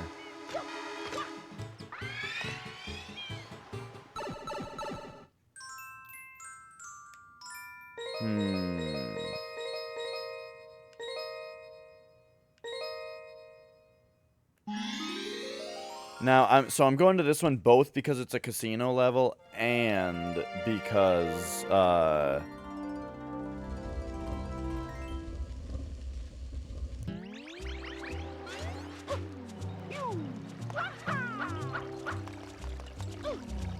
I was just talking about being suspicious of it. But yeah, it's like the next one after the one where you go around. What's the second star? It's the hotel lobby, and in that one...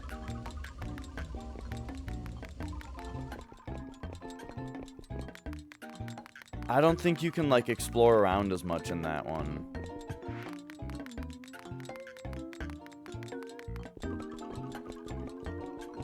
I'll check, though, but I don't think, like, you might not be able to get into the bathrooms on the hotel lobby one. Yeah, see, look at this painting. I really like this.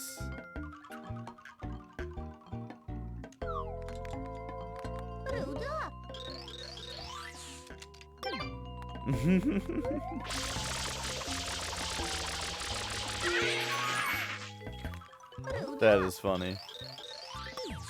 Because it sure is. Alright.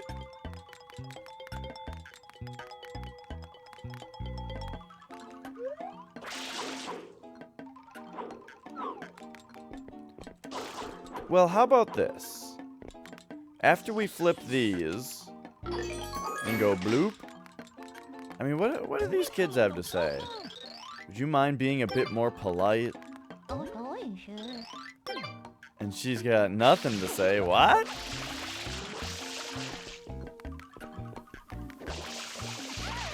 And then this is kind of... Okay. So this is kind of the end of exploring around because we can't really get into there. I see, I see. Something about the shape of this pool bugs me. I don't know what it is. It looks like a pair of underwear or something.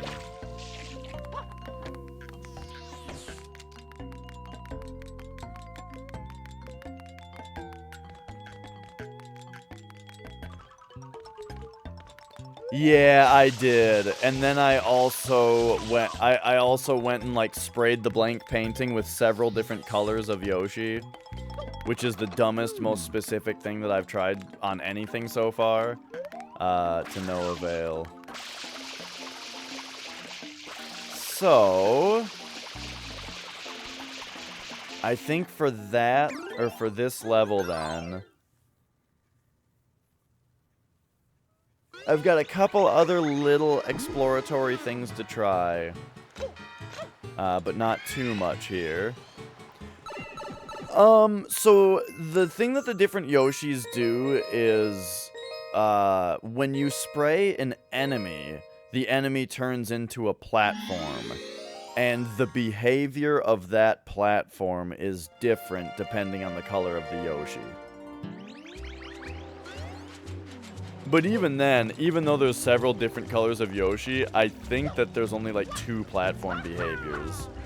Some go forward and some go up.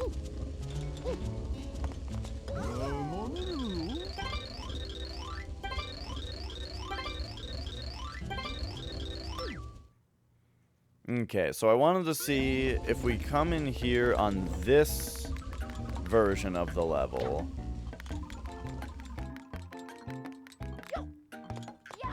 Ah, see, it's just not leaking yet.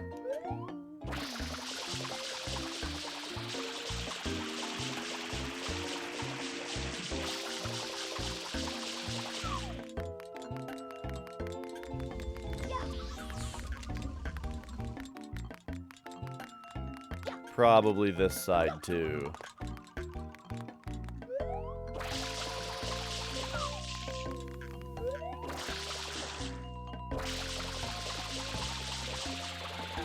Okay.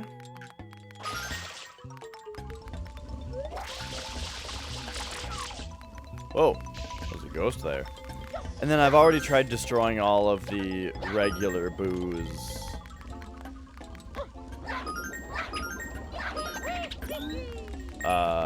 In this area.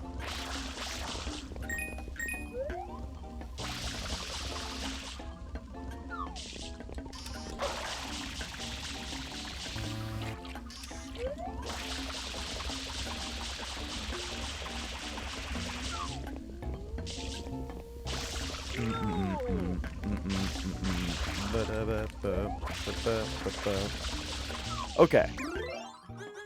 I guess that means it's time for the deep scrub of this level, which I thought we already did. But apparently, we didn't scrub deep enough. Since I'm out of little ideas on little things to check, it's time to go deep.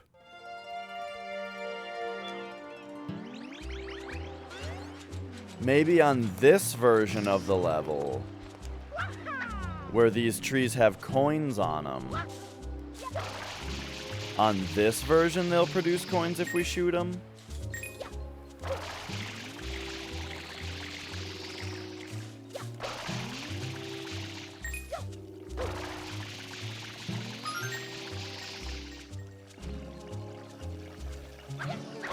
Why did a coin just come out of nowhere right here?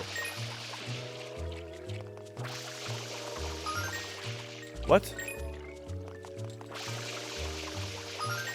Why are coins just coming out of the ground? Is it because this level... I bet I know why. It's because later in this level, we're gonna be shooting everything on the ground everywhere and cleaning up all this goop, you know?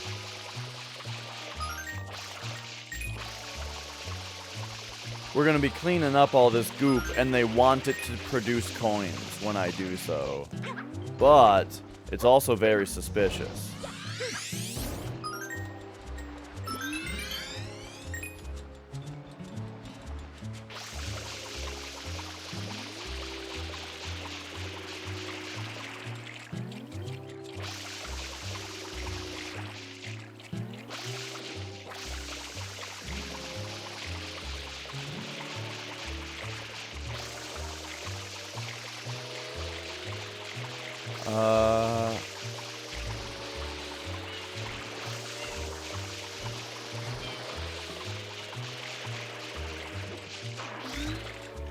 Okay.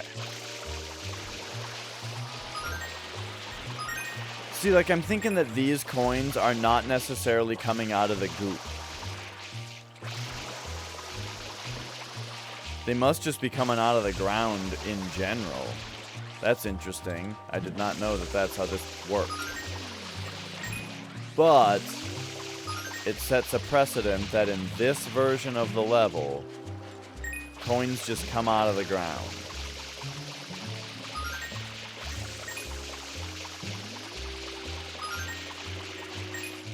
And so I think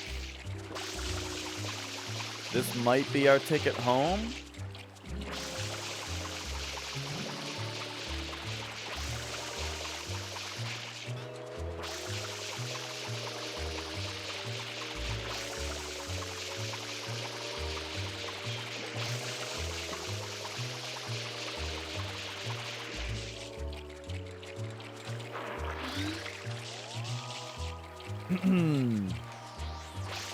So I need like a system, right, for how we're gonna tackle this.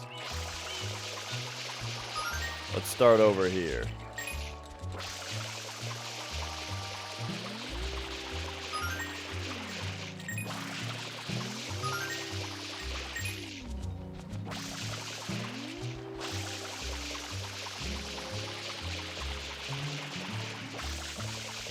Remember, this is how we found the last blue coin in Pinna Park.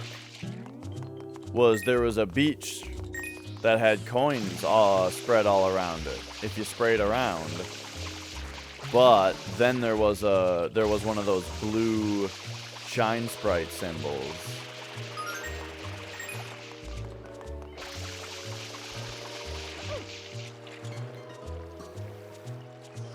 My phone is blowing up.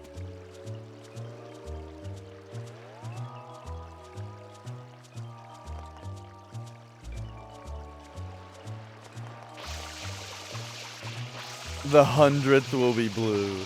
I mean, in Pinna Park, I believe I did get 100 coins just from spraying the beach. And then it was in like a different episode where I found the blue thing.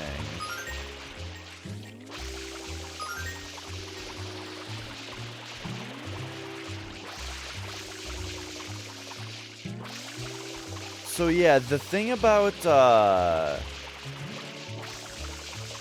goop here is that I have already sprayed around enough to have cleaned up the goop. So this time I kind of want to focus more on spraying the parts that aren't goopy.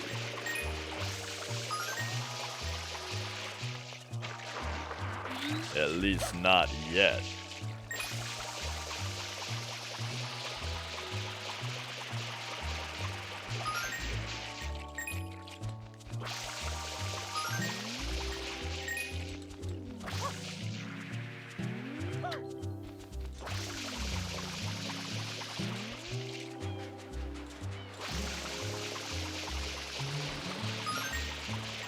Did you guys hear that Magic the Gathering, like, universally, not just banned a couple cards, but they, like, redacted a couple cards from Magic history under the pretense that they might be construed as being racist?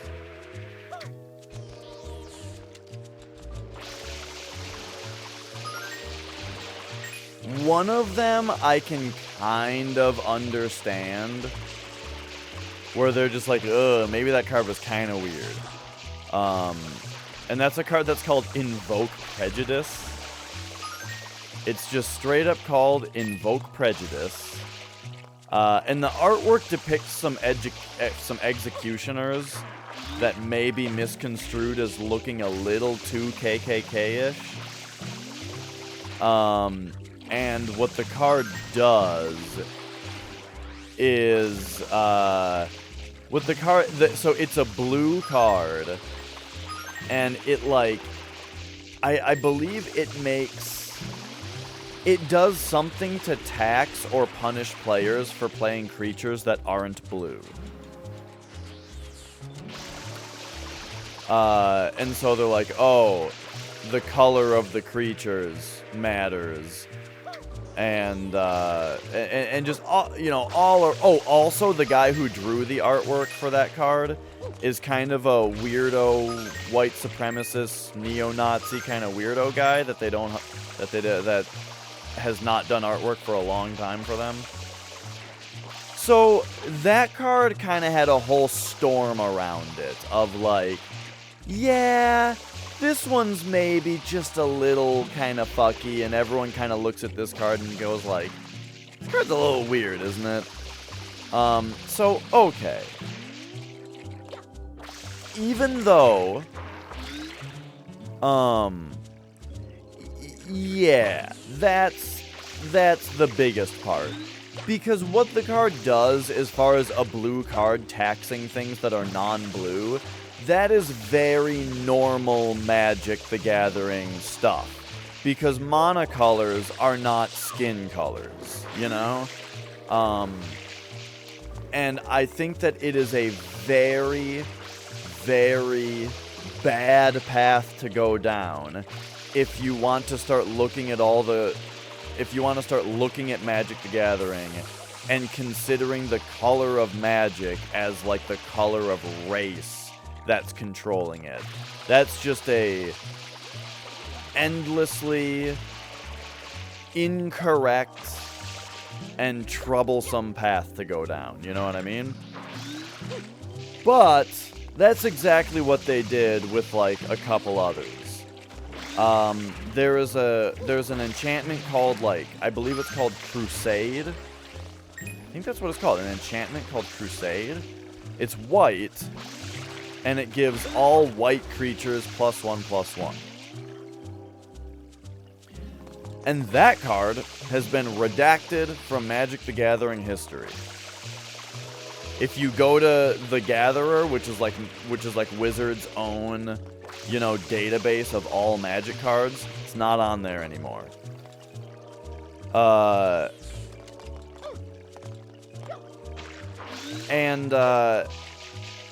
The problem with that is exactly what I just said. White creatures does not mean that they have white skin. It means that they are summoned using white magic, which has the property, it is the properties of, like,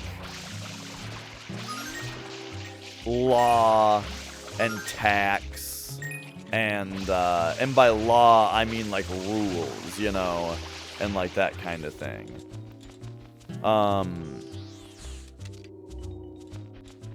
Oh, yeah. You know, it doesn't mean, like, there are white creatures that are black, and it just doesn't matter. Like, they're not, there's no rules around that, you know? White magic and black magic have different properties, and it has nothing to do with the race of the mage using those magics or the creatures summoned by it, you know what I mean? And it's just, oh man, it's just such a touchy, bad path to go down to start acting like it does.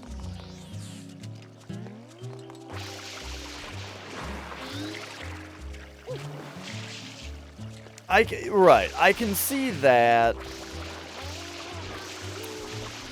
But again, I still think, though, that that's reading race into something where,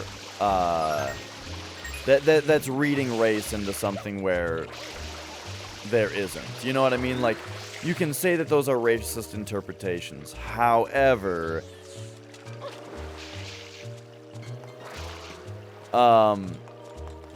it's not. And the reason I say that is because the only reason that you would think that is because you have read race into it. For example, I think white and black generally means light and dark, right? And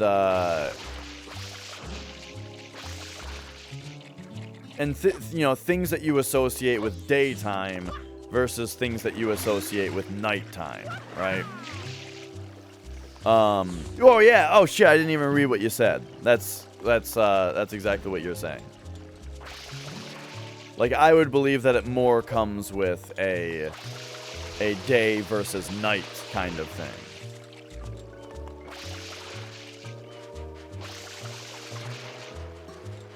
Anyway, I think it's I feel like it's kind of one of those like cans of worms that you don't really want to open to like start kind of paying attention to those things, or start interpreting your own creations that way when they weren't designed that way in the first place. Because, like, there are other colors in Magic also. There's red, blue, and green, right? I don't think anybody says anything about those races. And another, those of being, like, aligned to races, and white and black are just two more colors, you know what I mean? Of the wheel. And, like, it's a whole thing very deeply seated into the design of Magic that some colors are allied and some colors are enemies. And again, it's because of, like, what the... You know, what the... Like, the... It's like a circular force kind of thing, right? Where everything is balanced out by being arranged in a circle. And I think that Magic's design is really, really cool in that way. Basically, the reason I'm uppity about it is that one of my favorite things about Magic is the attention to what the different colors mean, and which ones are allied and which ones are enemies. Because guess what? Enemy isn't even really the right word necessarily, because there are plenty of things that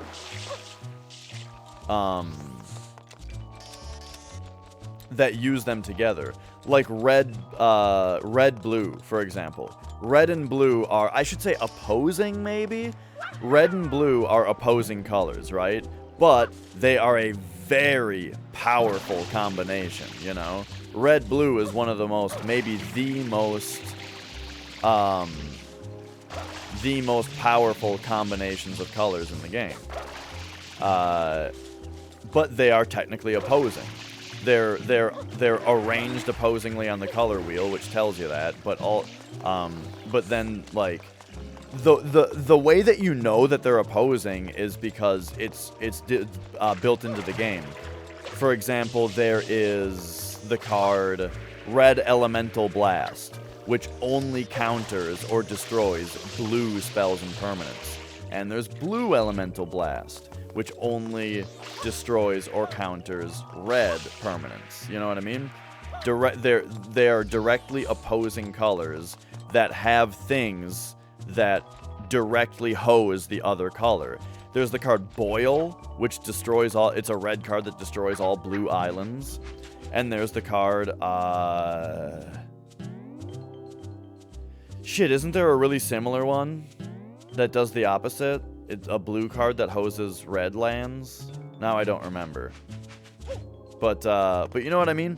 Similarly, green, or like... So black is opposed to both white and green. And there's a card like Deathmark that destroys a green or white creature specifically. And if you look at the wheel of 5 colors, black is on the other side from green and white, you know? And it's so deeply ingrained in that game's design, this idea of adjacent versus opposing colors. Oh, I love playing blue. It's also fun to beat blue, though. It goes both ways, for sure. Anyway, I've always found my whole point here is that I think that the relationships between the colors of Magic in Magic the Gathering, as well as like the principles of the colors, is like the coolest, most interesting thing about Magic. And I really hate the idea of people reading race into it and now saying that the game can't have that cool design to it. Because it's not allowed for 2 colors to be considered opposing. Even though it is built into the game that opposing colors make very strong decks.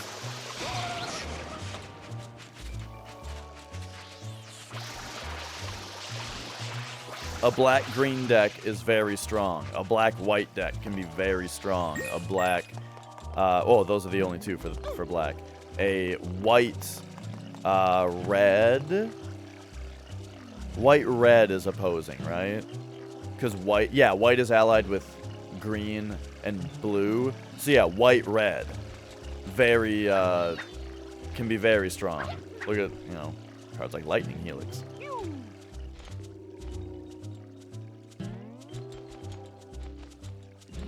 Yeah, right. They would have to just name the schools, which they have already done with the combos. I mentioned red-blue earlier, which is referred to as Is It? I don't know what they all are, though. I want to say white-black is Demir, but that might be wrong. The big blue screw. Counter everything and chip the direct damage. Yeah, yeah, yeah. With dual lands, Soul Ring. Oh, man. But yeah, I have found one blue coin already.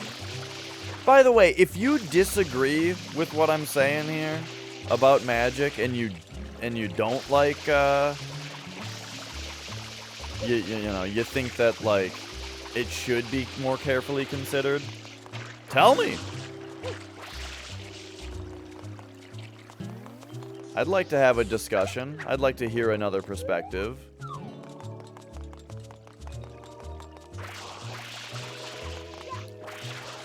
I just think it's very limiting to the very, very cool design of Magic to say that they aren't allowed to have it the way that it is right now.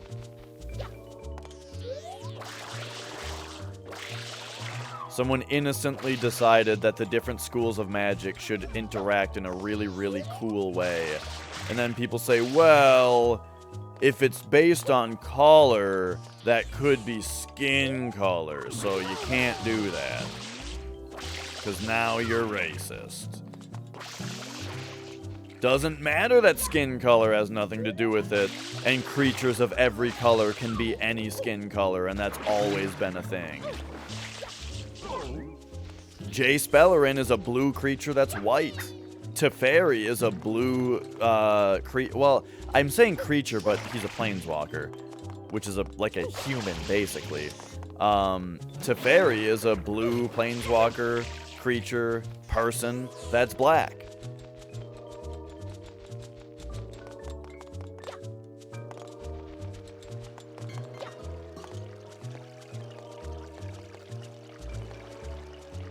You like mono black?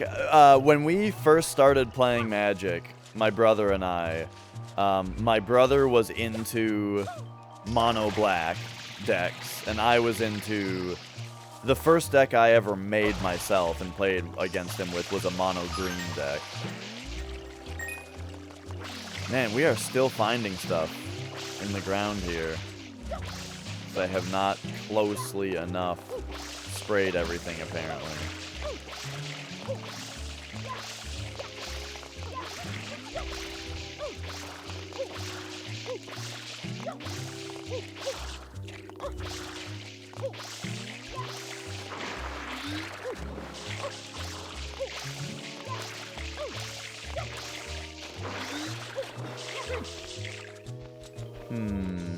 Okay.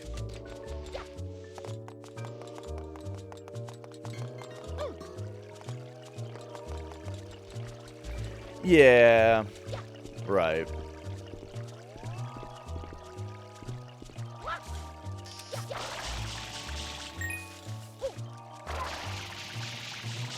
It's one of those things, too, where it's like... I feel like, what up, dong diggity? I get I feel like Invoke Prejudice, that card specifically, does have, yeah, just a few... Like, maybe you can explain each individual thing, each individual part of it has something to it that's like, okay... But it's still just too many little things on one card where it's like, yeah.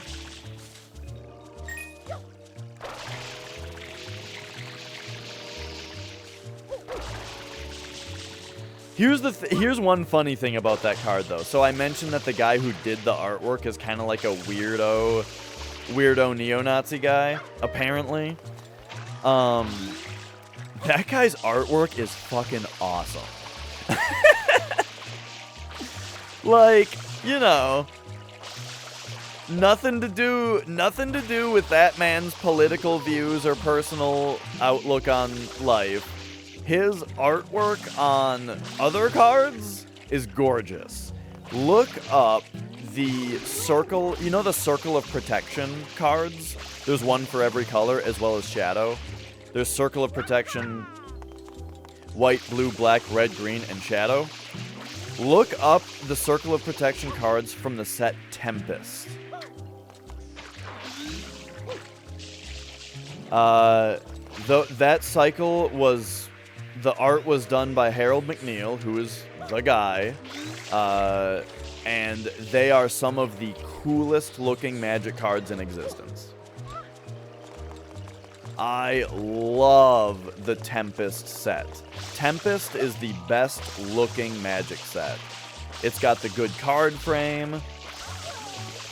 It's got a lot of great artists, as well as just, in general, just the coolest style of artwork. It's got the black borders, you know, like, I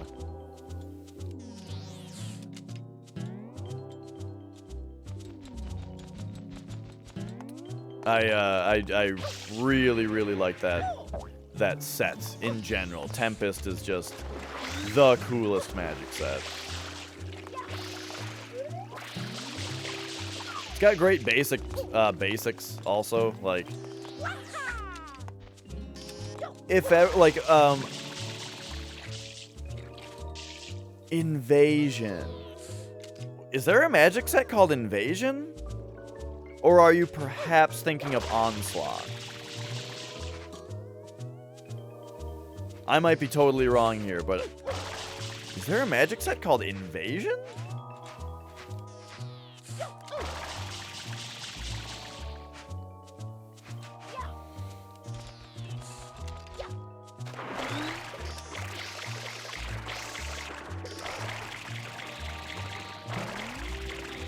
Where was I?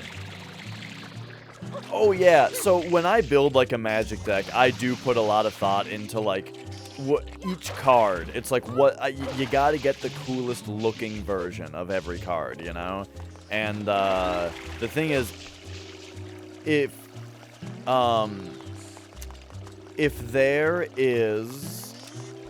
there's a version, or if there's a Tempest print of a card that I want, 98% of the time, that's the one I'm going to go with. 98% of the time, I guarantee you, it's the best looking version of that card. I'm trying to think of what the 2% even is. I think it might be basic mountains are the thing that I wouldn't use from Tempest, or maybe it's the forests. I think one of the basic lands. I spring for Urza's Saga instead. I think it's the mountains.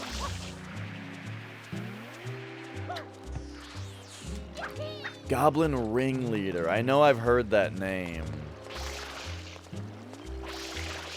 Is that the one that, like, puts other goblins into your hand when you summon it? You, like, search your deck for a goblin that costs with, like, 2 or less power or something and put it in your hand? Or is that Goblin... Wait, no, that's Goblin Matron. Or maybe Goblin Matron is just similar.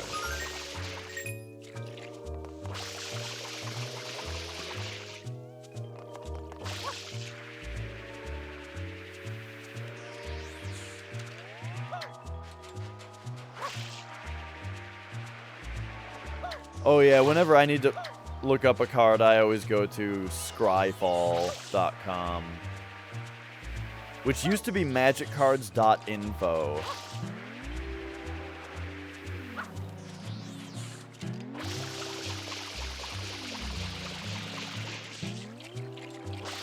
Something weird happened here a second ago, so I need to look at it closer.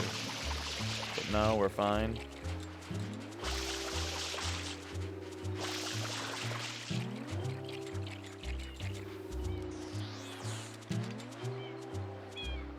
When you enter the battlefield, reveal the top 4 cards of your library. Put all goblin cards revealed to this way into your hand. Yeah, okay. That's what that one does. And then Goblin Matron, I think you search your library for 1 goblin. And I believe there's a restriction on it. It has to have like a certain amount of power or something like that.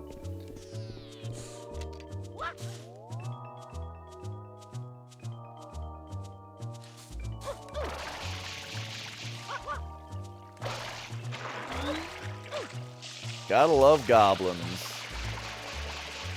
Nefarious little fucks.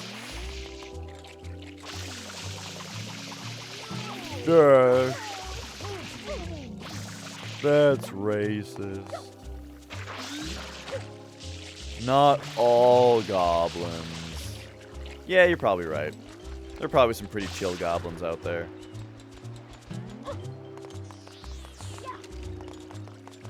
Goblins versus elves was always a big thing, wasn't it?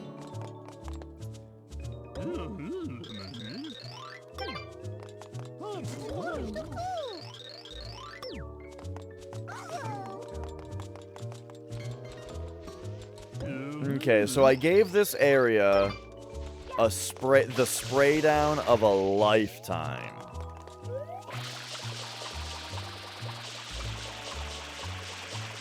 It always freaks me out when your water shoots through the wall for a moment. Like it keeps doing here.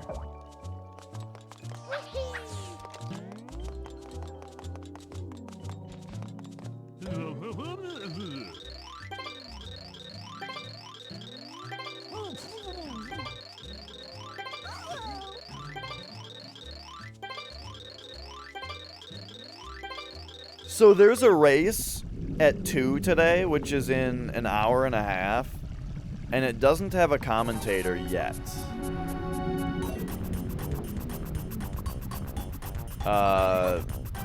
So once we get closer to the time, I wonder if I might need to provide my services to the Mario tournament.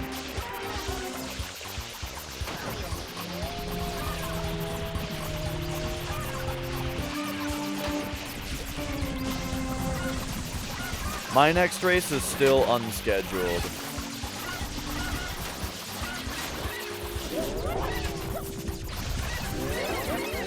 Uh-oh.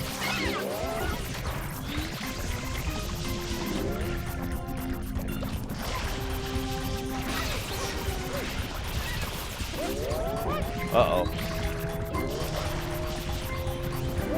Uh-oh. What the fuck?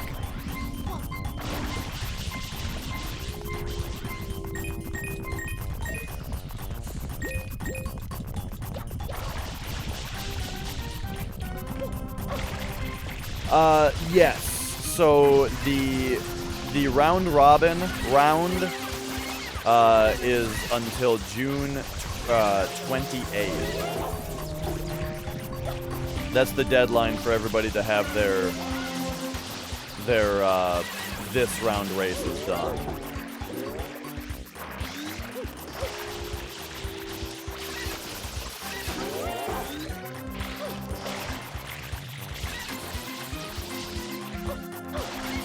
Hey, Jimmy.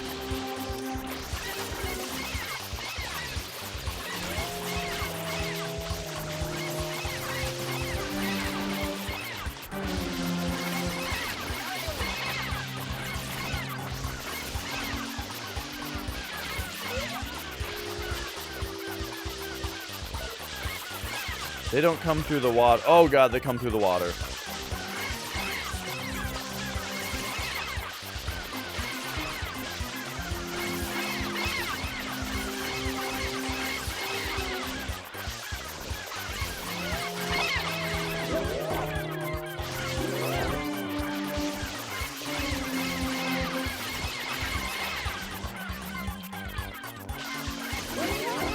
Fuck. Mario Super Soaker. It's going very well. I found one of the 3 remaining blue coins. So there are only 2 blue coins left in the whole game. Before we find out what happens at the once you get all the blue coins and you have 119 shines. We will finally know. I wonder if I really am just supposed to get on top of this hotel.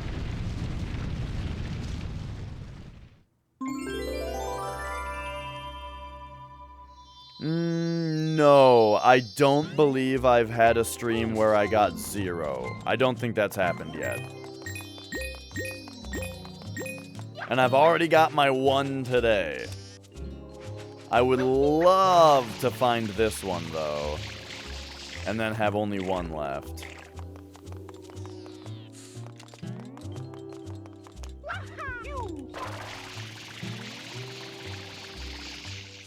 Gosh, what if you could get up there?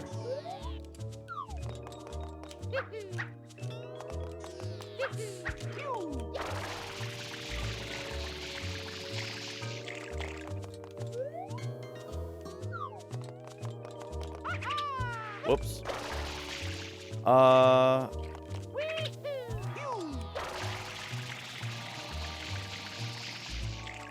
guess that doesn't get you up any higher, huh? Than side jumping does.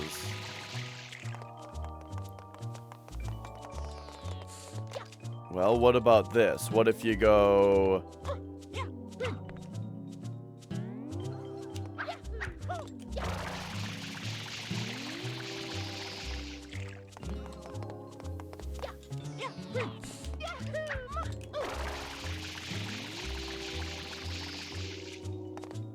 Looks like it's just too high. I don't know how to get any more height.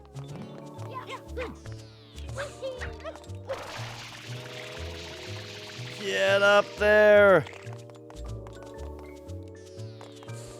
Because if you can get up there, how could there not be a blue coin up there? Is basically my thought here.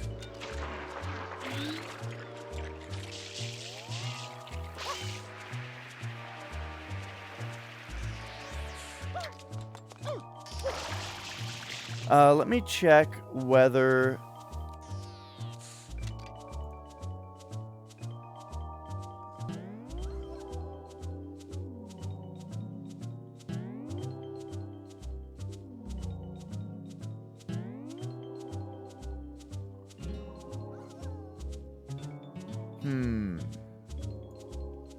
We still kind of don't have another one.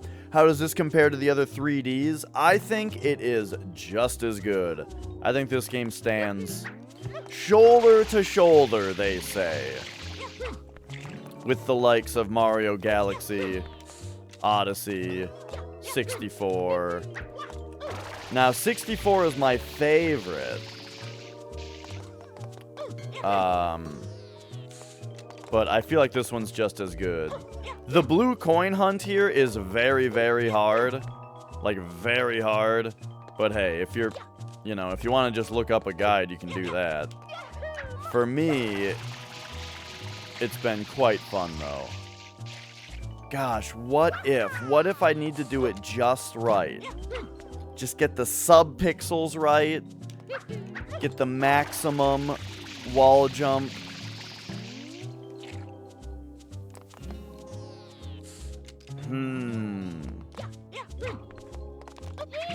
Perhaps this jump is better. I'm not sure. Okay, let's take a look at this. If we side jump, let's look at where we hit on the wall. We hit like the bottom of the windowsill. So if we spin... Oh, God.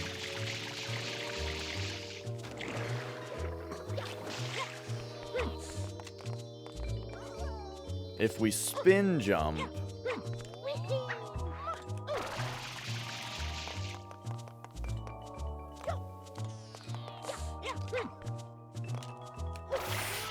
It's hard to do the spin jump on this tiny platform. But yeah, how it compares is it reminds me of Odyssey a lot. Because, like, there's these big objectives that you're supposed to do. And then there's these little objectives in the form of these blue coins. What if this is actually higher up?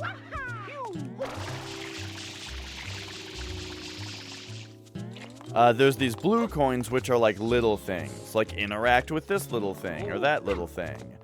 And that reminds me of how, like, Odyssey has, like, a shitload of moons, you know? But a lot of them are, like, really insignificant. This game kind of does that, but it puts a distinction on it. By having your main objectives be shines, but then your, these, like, little things that just are nothing, those pop out blue coins. And every 10 blue coins, you get a shine. And I really like that system. I like that distinction, you know?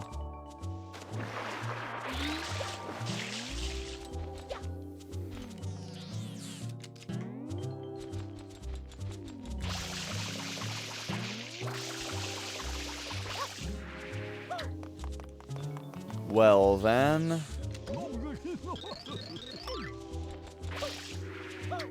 I don't think we're necessarily gonna find anything more on this episode.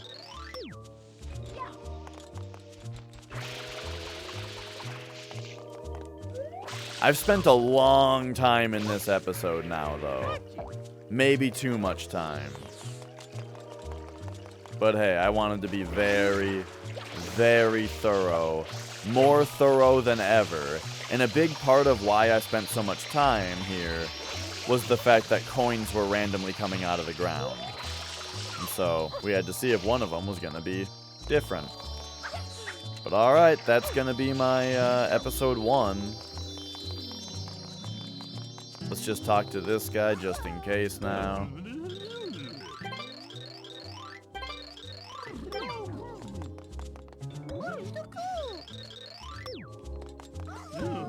Just make sure none of these guys give me anything.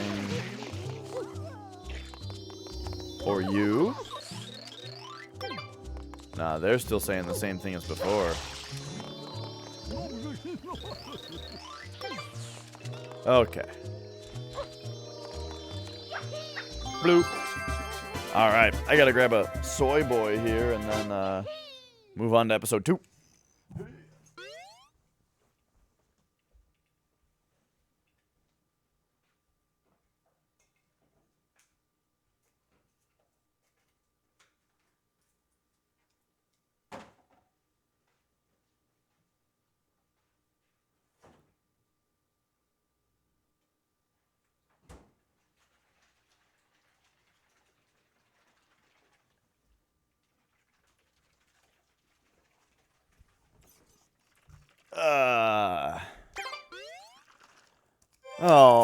Alright.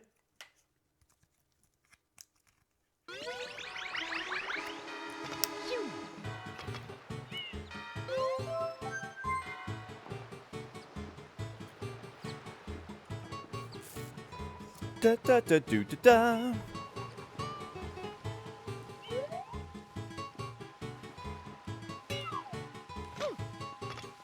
Oh, yeah, it's called Soylent. It's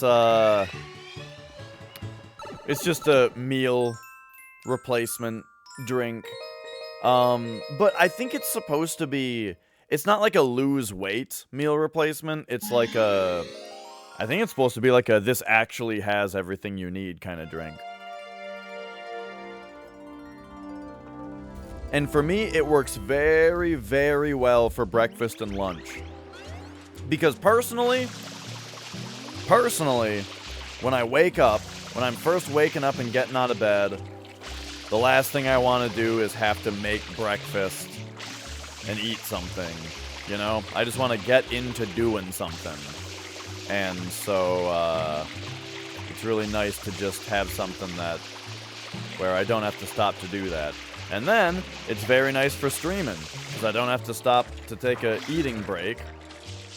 You know, I just have this as I go.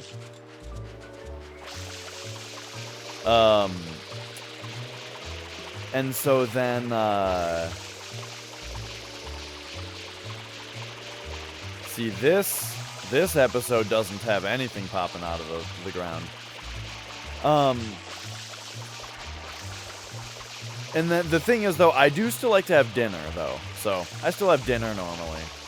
It's just everything else.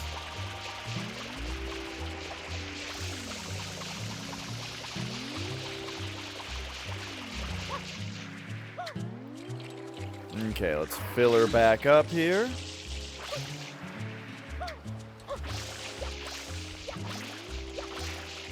Just kind of do some big sprays around here. See if anything interacts.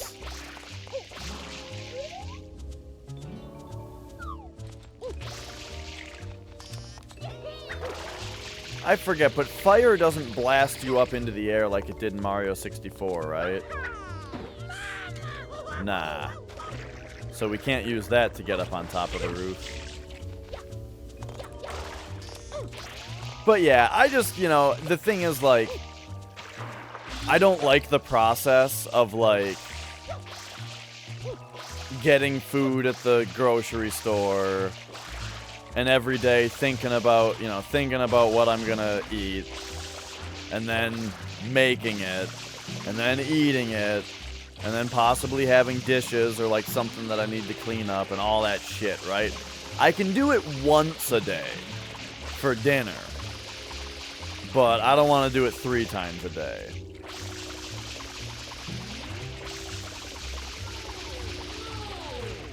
But I also happen to particularly have, like, sort of a unhealthy obsession with, like, worrying about, like, time. Specifically, like, it's just that there's so many things that I want to do always. You know what I mean? Like, I've got so many things that take up time, and so I worry a lot about whether or not I'm dedicating enough time to each different thing I want to be doing, you know? And so, yeah. So that's why it very much appeals to me to say, hey, you don't gotta do eating, really.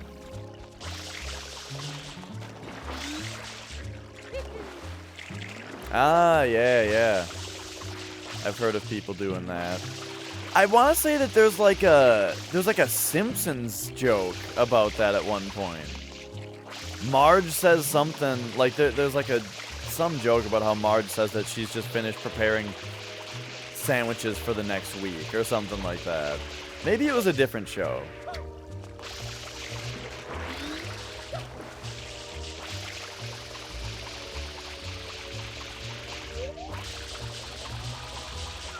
I'm just finished preparing my meals for the next week. That's not The Simpsons. I don't remember what that's from. But yeah, so that's a whole ordeal.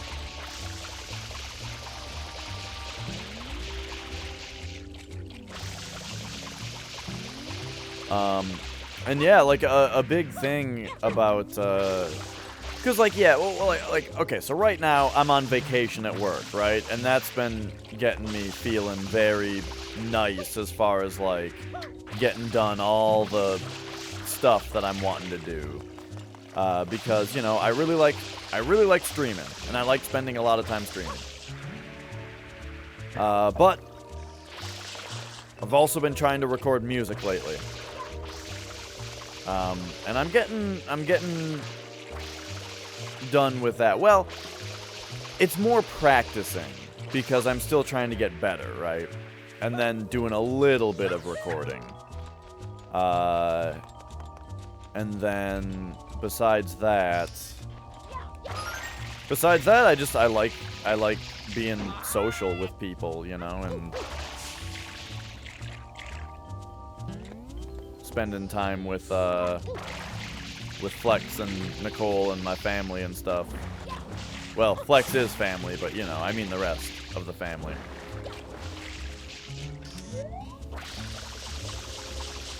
And then speedrunning, it's kind of part of the reason that I don't really speedrun anymore. We've got the tournament going on right now, which is kind of taking up some extra time. But other than that, I kind of don't really speedrun. Spend a lot of your time doing guitar exercises to get better, trying to record yourself an intro song. Yeah, so mostly I have been practicing drums, But I have been practicing guitar again since I'm writing my own music for the first time. And then I've also been practicing vocals lately because I want to be able to do my own vocals so that I can record a song where it's all me, right? Because I think that'd be cool. But man, I feel like it'd be so much... Sometimes I'm just like, man, it'd be so much easier if I was just like, hey, friend who's in a metal band, can you record vocals for me? Or can you play this guitar part that I can't play very well?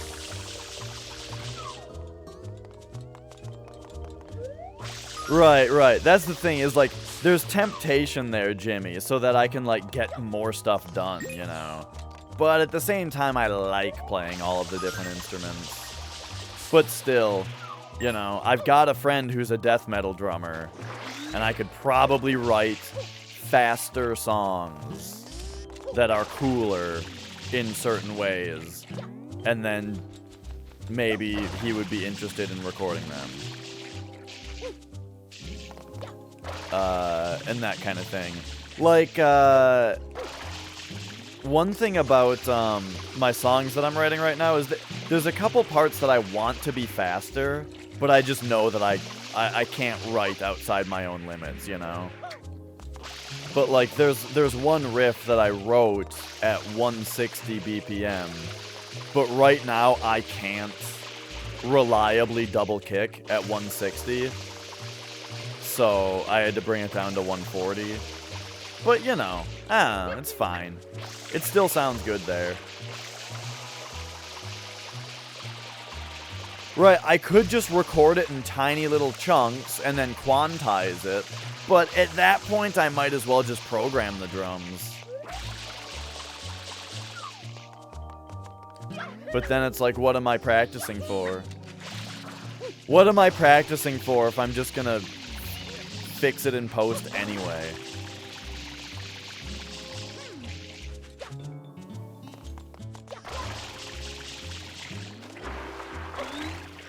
Okay. Fellas, I don't think that there is anything out here for us.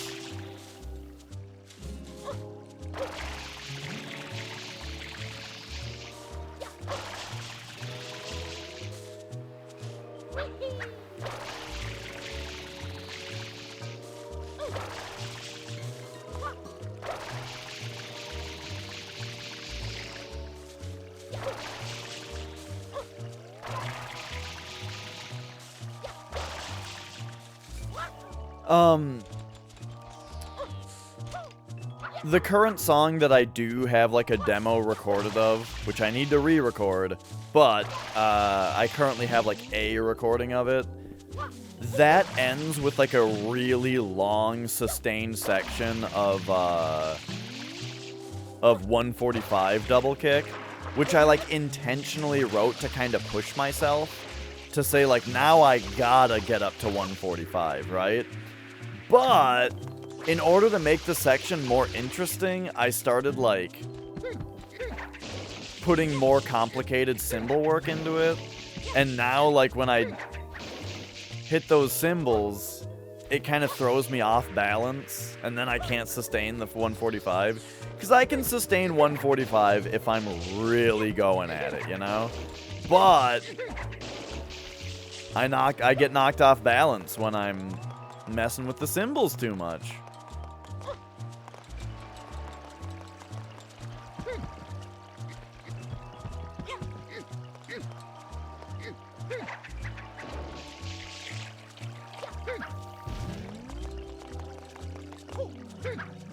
I already sprayed all the fires. Yeah.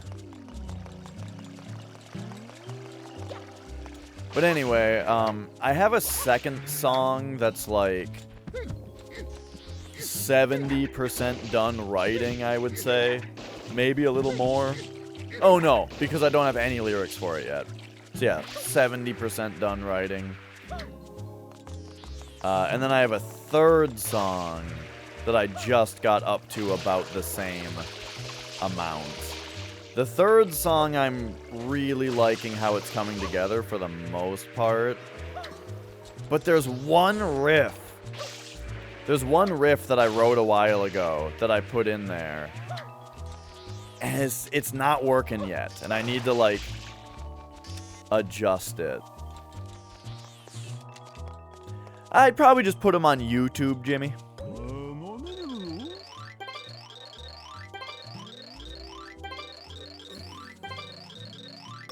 What I'm not decided on that yet, though, is, okay, so let's say I put them on YouTube.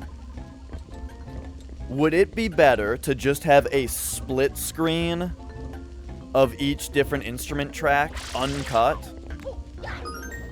Or would it be better to edit it? Take multiple camera angles of each different instrument and like edit it together into something more interesting visually.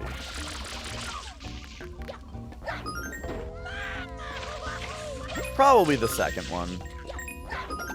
But I usually, like, until now, I've been thinking of doing just the split screen. You know, like this.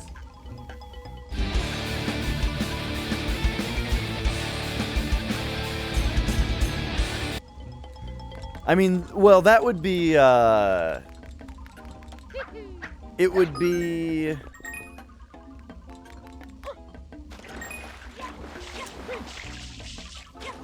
I mean, right, this would be something that would be done after recording, you know?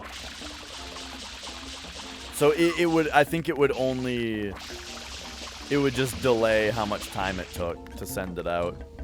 Who knows, maybe both.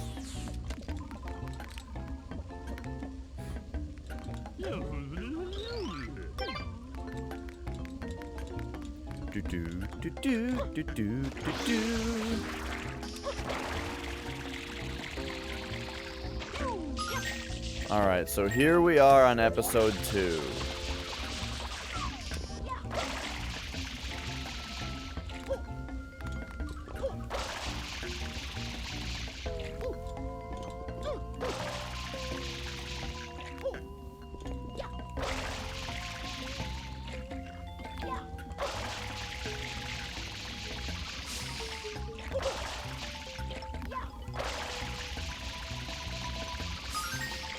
I think I've already done this, but this level is the king of shoot this random thing.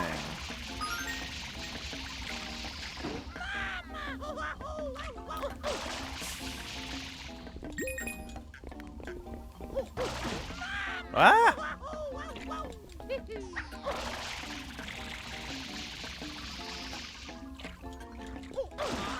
Fucking fuck. I thought this would be easier than standing and shooting, but nah.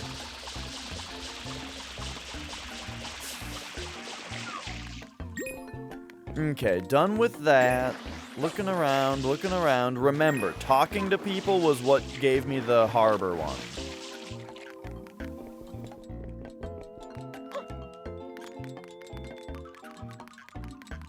So, what's this guy saying? He's just running back and forth. Hi. He just says, help me.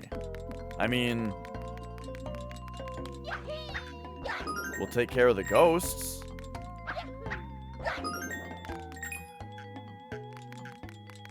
He has requested that we help him.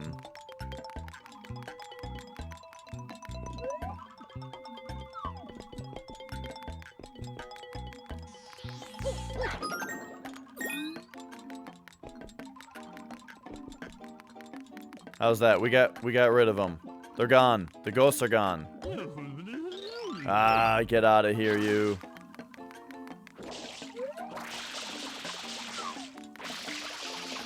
No respect. Okay,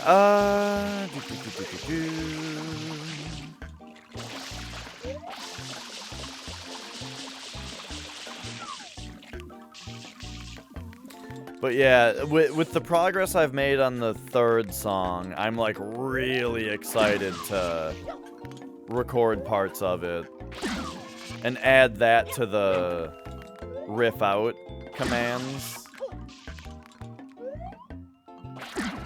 But it just needs a little bit more work first.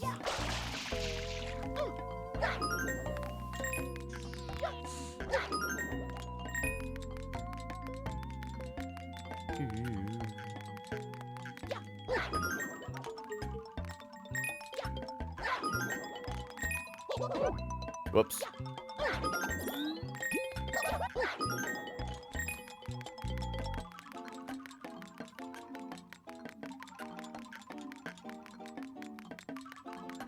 Is that all of them?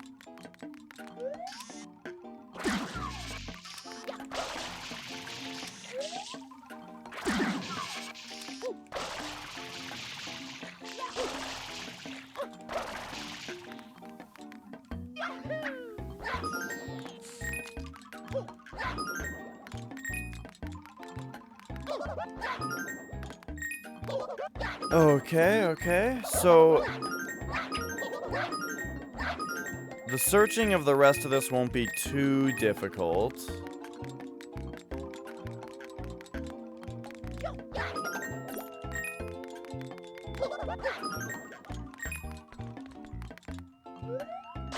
Didn't this have a blue coin in it at first, this lamp? Alright. So this place, we're gonna kind of do this kind of thing.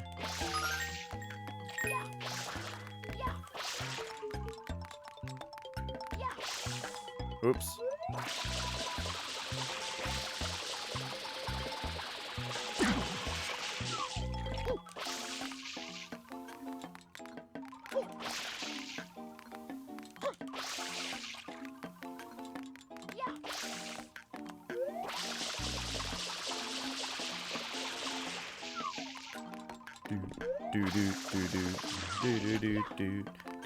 Do.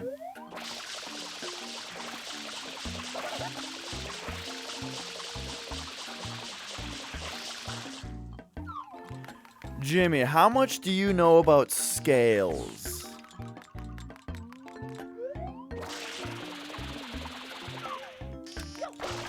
So I have a really specific question. Because I know nothing.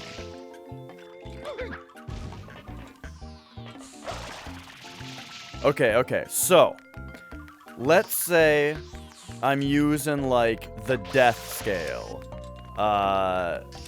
Which is, like, starting on the A string, it's, like, the 7, 9, 10, right? And then the next string up, 7, 9, 10. And, like, a bunch of metal songs use those frets.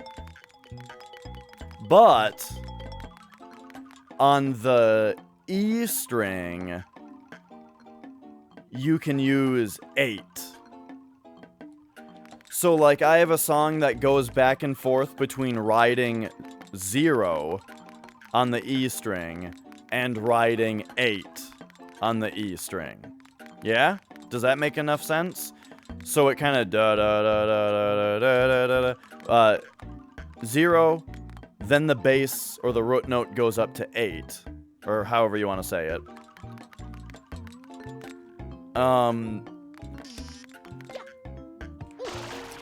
But it's, and generally the stuff on the next two strings is the 7, 9, 10, 7, 9, 10 kind of stuff. So that's like where my song's at, right? My question is, what other frets on the E string are officially, like, in scale with that?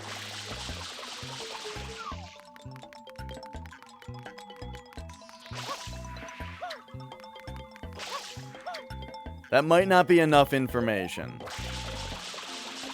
But that's about what I've got.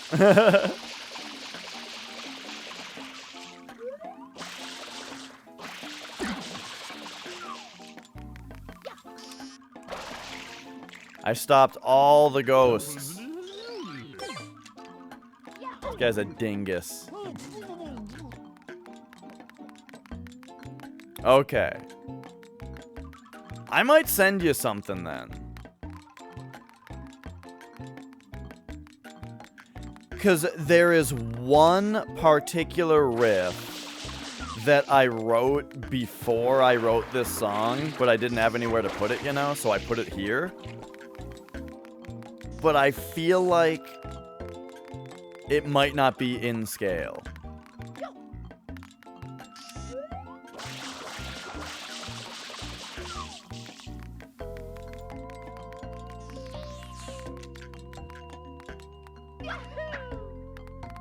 Do, do, do, do, do.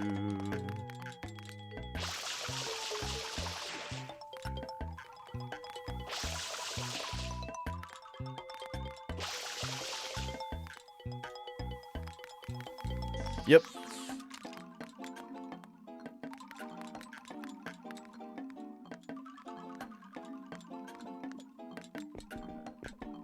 It's true that there is, they call those accidentals, right? When you just go like, when you just go off scale and like, just kind of go up, not really caring necessarily what specifically what notes you're on.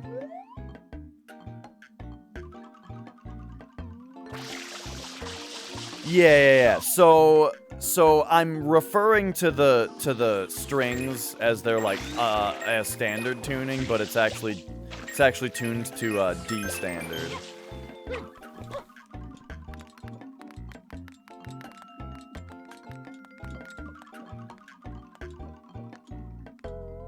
Yeah.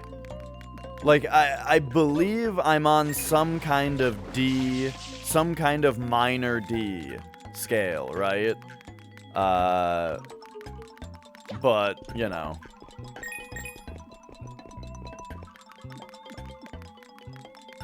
I'm not sure. I don't, Okay, is there anything more to do on this episode? What about you? What do you say? Have I talked to this guy? Okay. 2, 3, 5, 7, 8. Okay. I think that might be my problem. Is I'm using 1, 3, 5, 7, 8 on one of my riffs. And I think it sounds weird. And you know what? So the... It's a kind of a Dream Theater-y riff where it goes like, it has like a high part, diddle diddle diddle diddle diddle, and then it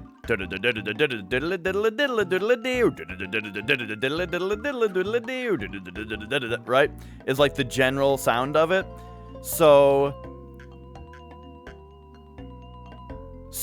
I think what happened, here's what happened here. Is I wrote that riff while I was writing a different song that used a lot of 0 and 1 on the E string and didn't use 8. And then I took that riff and I put it into a song that uses 8. Right? And so now the 1 sounds weird. So, I probably need to switch it to a 2, and then also reconsider the high part, where that same note, wherever that is, I also need to bump that up 1. Probably.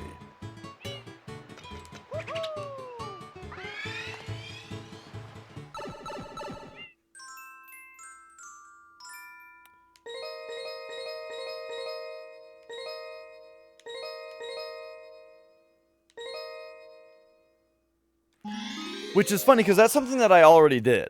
Well, the first part of it. I already bumped it up to a 2, thinking that this might be the thing, but I didn't consider changing the top part also, and I probably have to.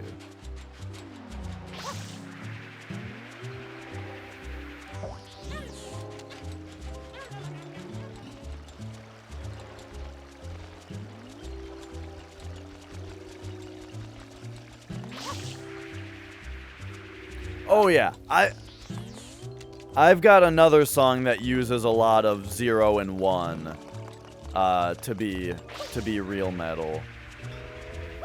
And I don't mean like Mick Gordon Doom soundtrack 0 and 1. There are other notes also.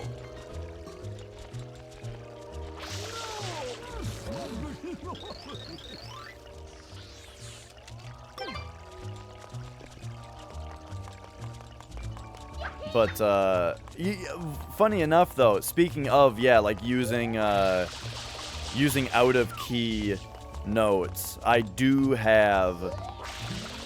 Actually, the riff, just before the one that's in question, uses stuff that's out of key. It uses trills, and, like, one of them is out of key specifically to sound gnarly.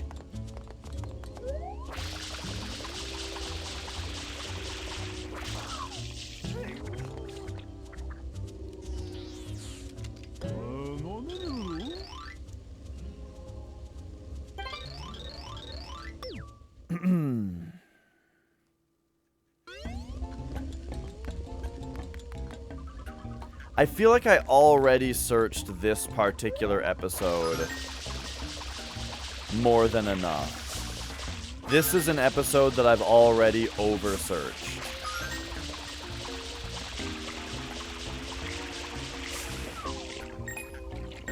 Could it be something else in the casino? I really searched that casino.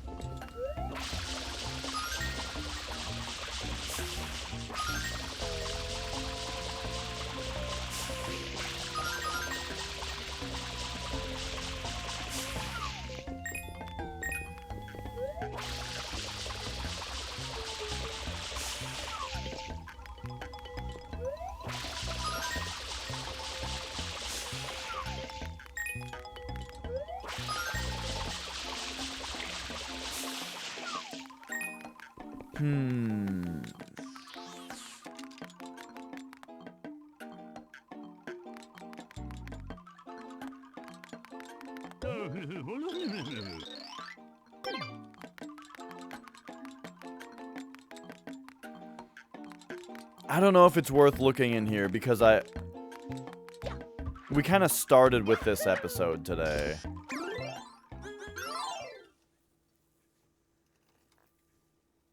Unless I looked outside more. I feel like that might be part of what I'm missing here, is that I keep petering out of my outside search, you know? Like I didn't search the beach on that one just now.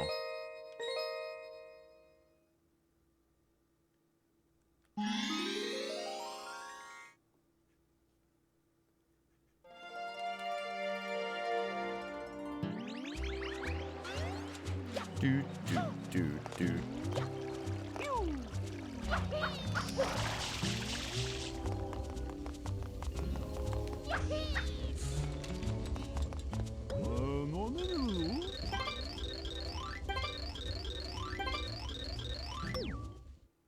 Okay, okay.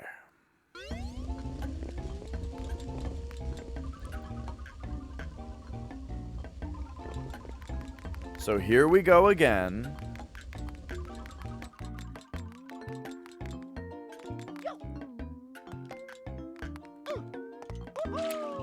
What if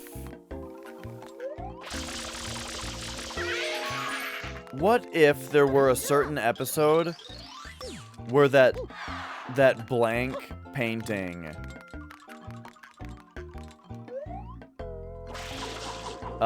does something else for you? Like, what if there's one episode where the blank painting isn't blank?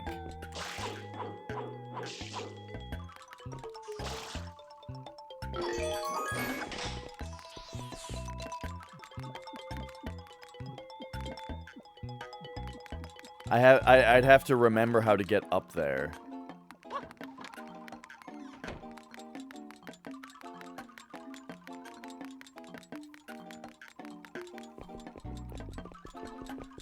I think to find my way up there, this room has to be open, which it is. Okay.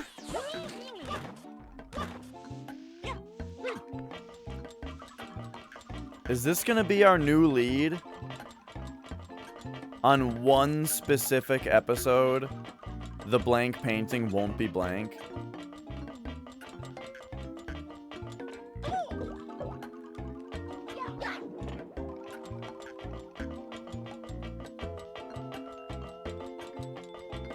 I think this is the spot that you stomp. Yep.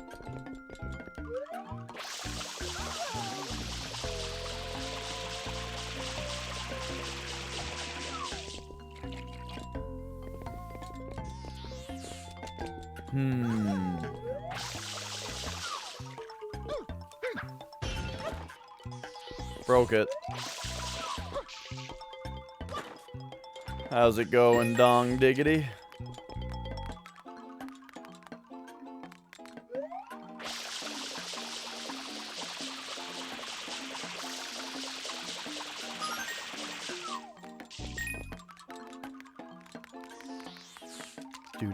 Do.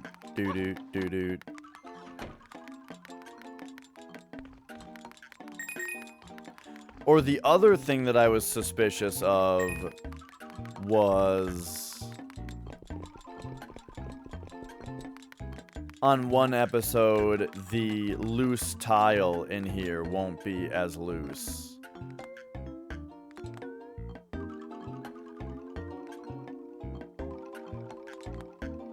What's the fastest way in there?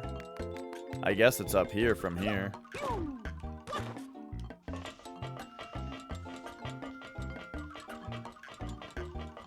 Okay.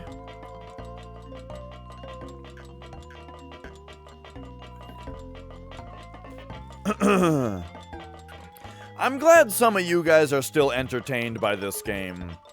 Because this coin hunt is, I realize, extremely dry.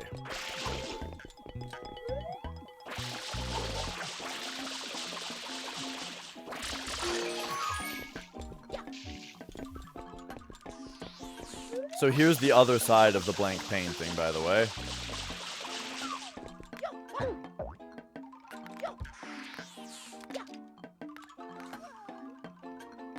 Who has played the most of this game in the world? Probably. I would say a good bet would be like the 120 shine world record holder.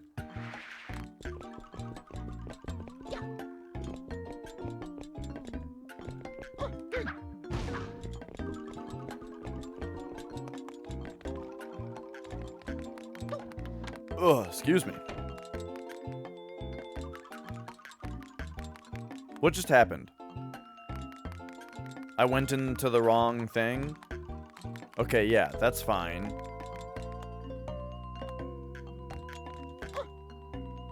Okay, here's what I haven't done. We gotta go in here.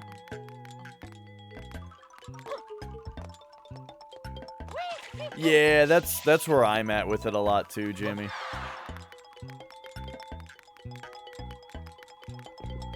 Sometimes, though, I mean, honestly, sometimes what's happening in the game is distracting. Like, it distracts me from what I'm trying to actually do while I'm watching the stream. Because I don't super often just watch a stream. Most of the time, it's like a lurky thing for me. But I'm very bad at just lurking, and I'm really chatty, and I get distracted very easily. So it's not necessarily a good attempt at lurking. I think this should be lower and closer.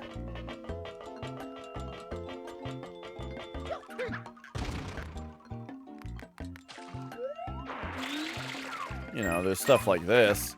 Oh, cannonball!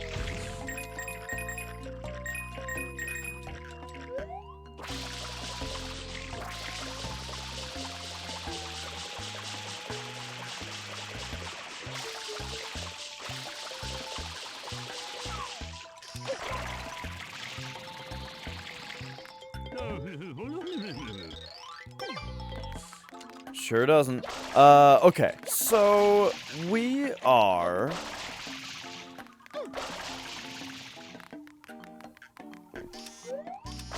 Whoops. We're looking at each episode. I've got this one thing that I'm a little suspicious of, right? Such as this. What if that tile does something else on a different episode? You know what I mean?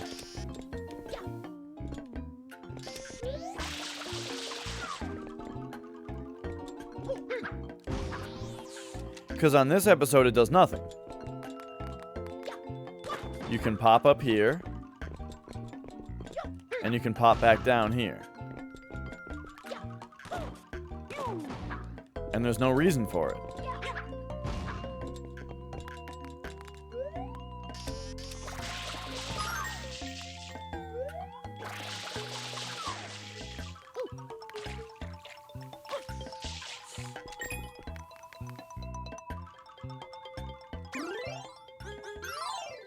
And then the other thing that I checked was the blank painting. The Omega, that's the Zelda 1 thing that you were talking about, right?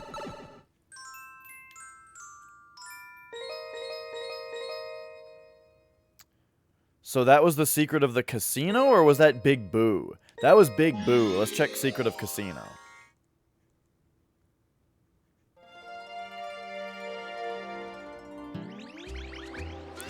And now you put full in quotation marks, so how is that defined?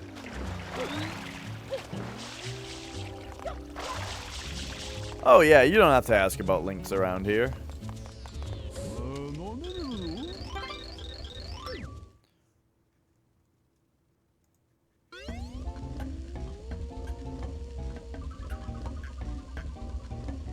Uh-huh.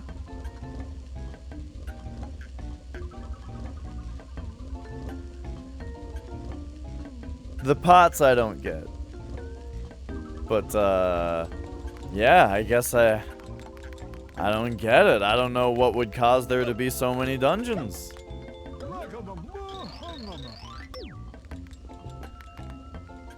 They're an item that appear when you have more item locations than actual items in the item pool. Gotcha.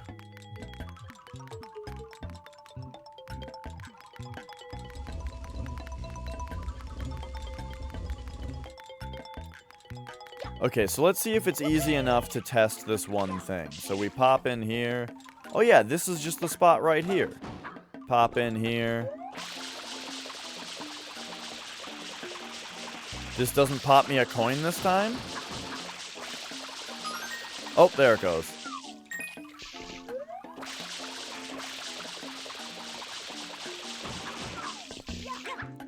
This continues to do nothing. So now I want to check the blank painting, which you get to by going to the top floor.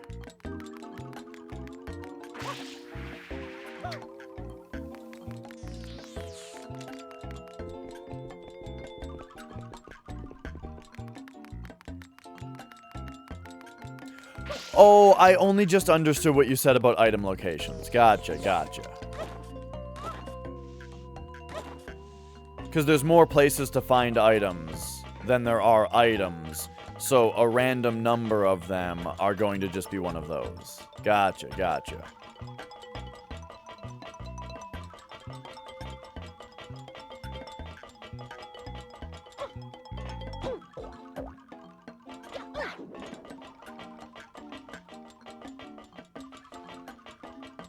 Okay, I think this is where we stomp here.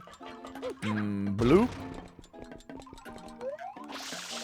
That gets us blank painting. I bet I already got a blue coin out of the blank painting and I'm just going nuts.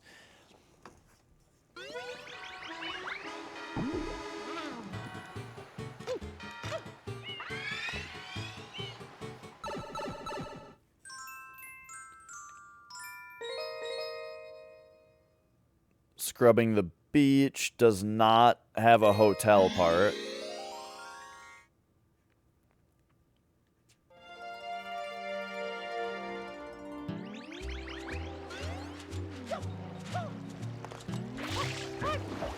Oh. I'm perhaps a little... I'm a little scattered on how exactly I'm approaching this right now. We did the full scrub of episodes 1 and 2. And then I got a tiny bit lazy after that. Well, then I got distracted by, like, other ideas after that. So the thing about this chapter is all the doors are open.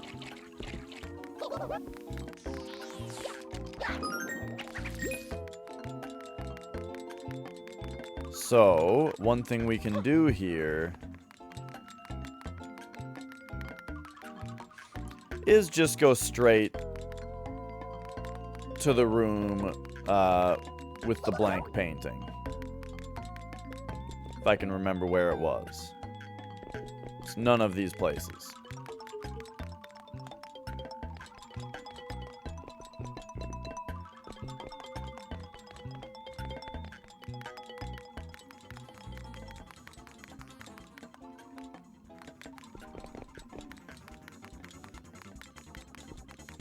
Do do do do do do do do.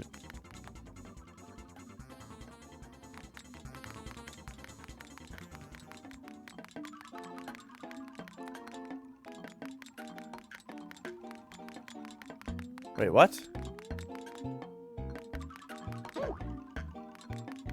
Where the hell is the blank painting? It's not on the 3rd floor. It is, isn't it? It's on the 3rd floor. Fuck.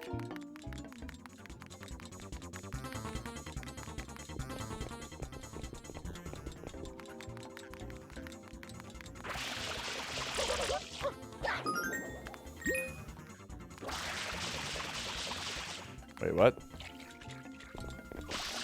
Did I just spray that door open?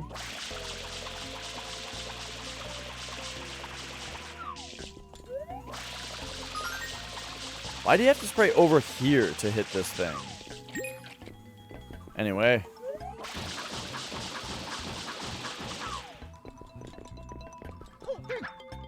This still does nothing. I'm very confused by it. But okay. So next up then, we've got this room?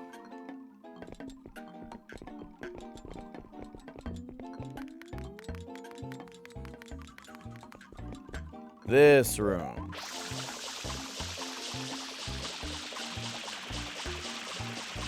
Nothing.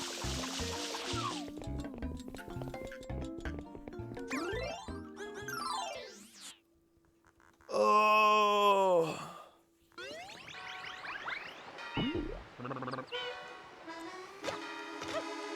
I liked this level a lot, but it is my least favorite level for blue coins.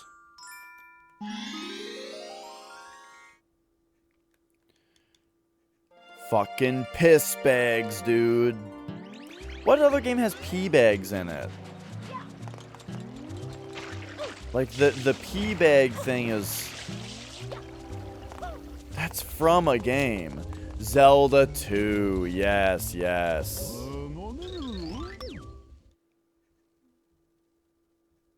So I remember talking about the piss bags. Just because I don't know. It's a pee. What do you think of what when you say pee bag, but you want to say a swear? Piss bag. There's no more thought to it than that. Then you go in here. And you hit all this. Whoops.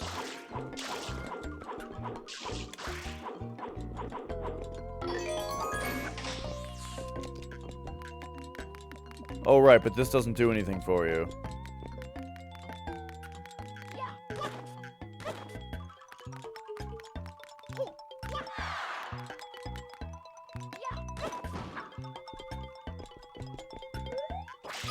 This puts you in here.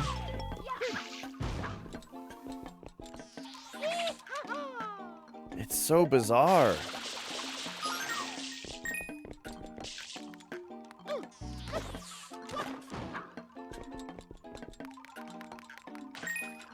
Hey, what do you have? You're in a different spot.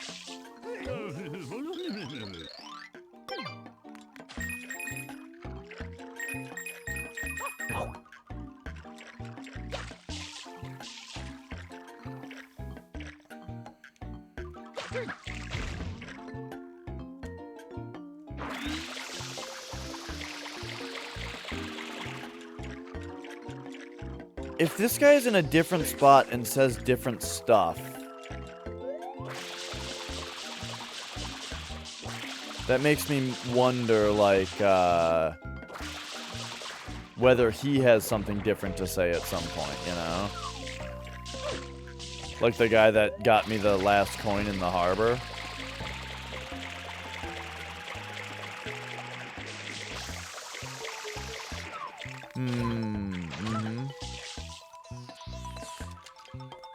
Air-fried chicken.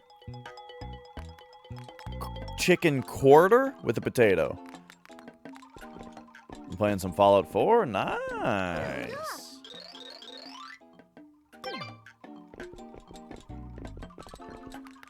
They want more water in the pool?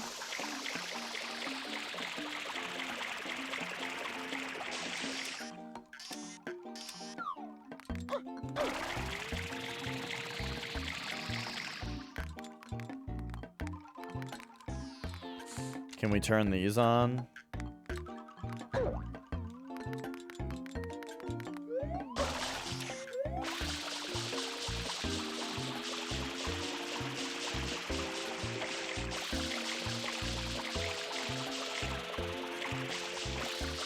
They want more water in the pool. You heard them.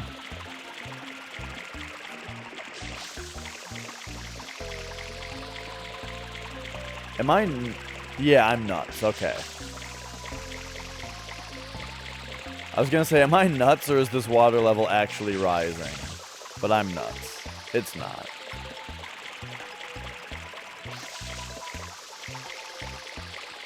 But I am still nuts enough to keep doing it.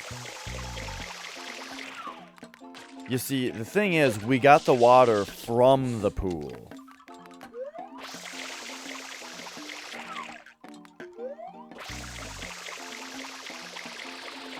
So it doesn't really make sense that we could fill it up this way.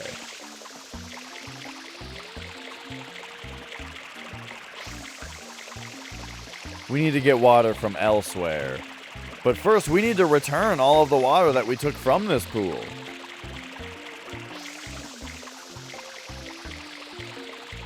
It's only manners. So we are in the red coin version of this level right now.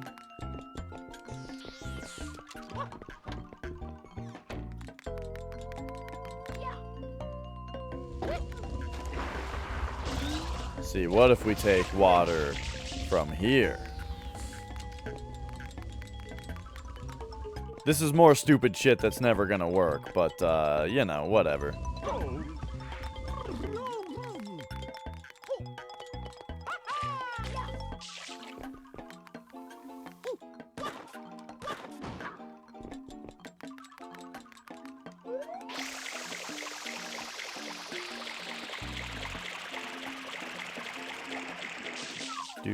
Do.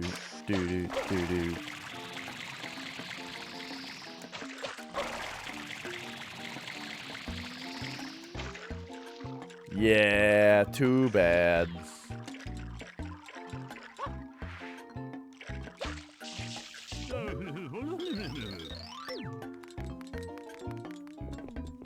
It seems like I do need to pay attention to what people are saying in different episodes, though.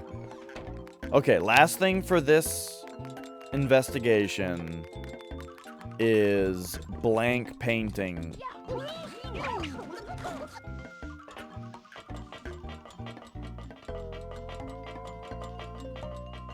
Remember to investigate the blank painting. Is that it?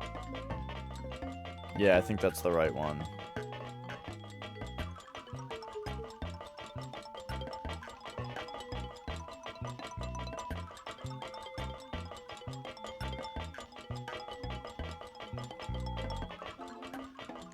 Whoops.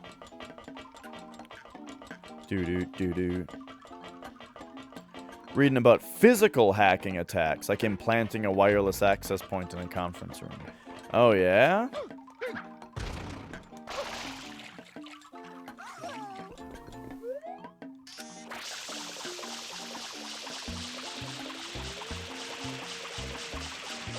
Yeah, or like, I'm sure people do things where they set up like a wireless router that has the same SSID as the company, and then log people's login attempts on their SSI or on their router.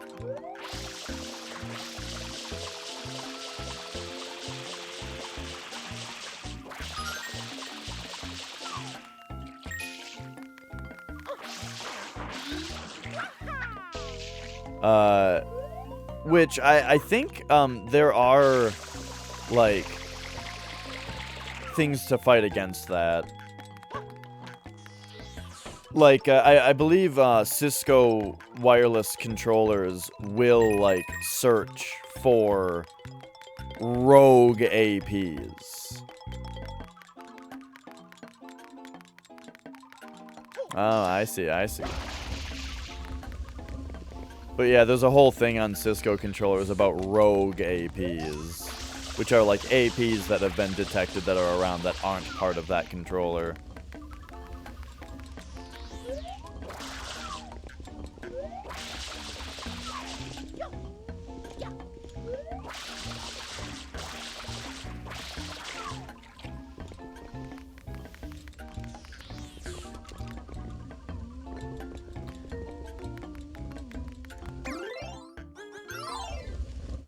Okay, okay.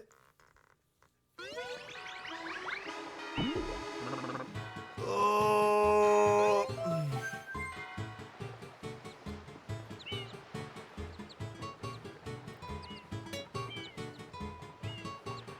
There is a race in 20 minutes.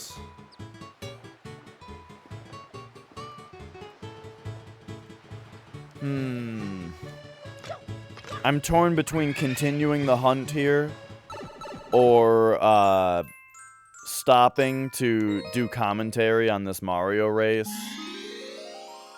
and then coming back.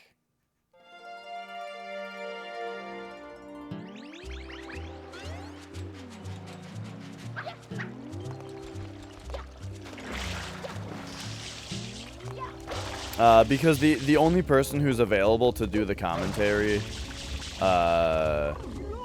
says that they don't run Warpless, so they don't really know much about it.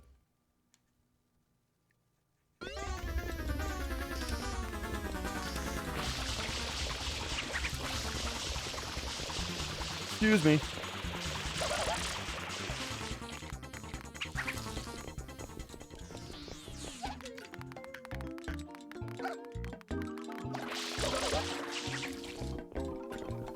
Okay, so what do these guys say in this? They're just not in here. Fourth chicken is the thigh, drumstick, and wing. It's usually the cheapest and tastiest options. Okay, okay. So it's just everything but the breast. See, I pretty much just like the dark meat. I don't really like white meat from chicken. It's way too dry for me. Even if you prepare it well, I would rather just have the well-prepared dark meat. You know what I mean?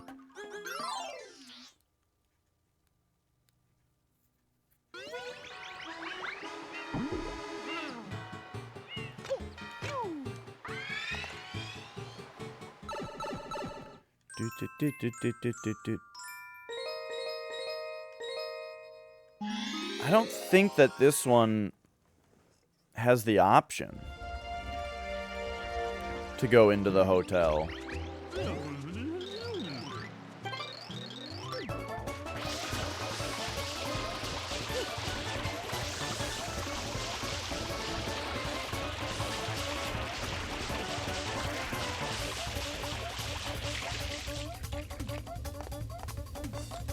Dark meat is also easier to cook? Whew.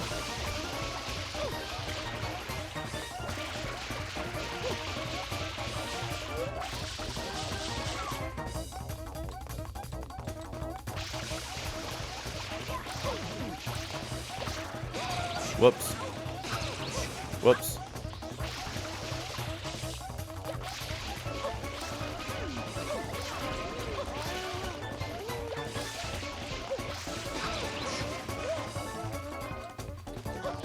This, like, water shotgun is really good for clearing goop.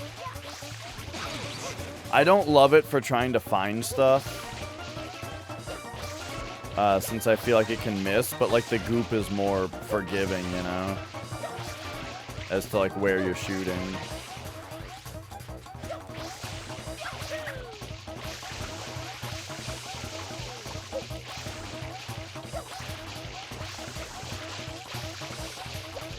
Since this level is outside focused, maybe it'll be something outside again here.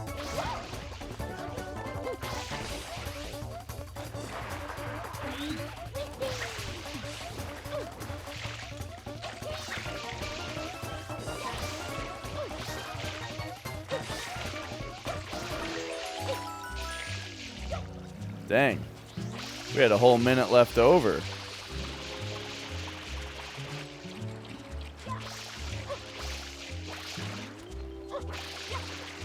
Clean up the spots that we missed, you know? And then,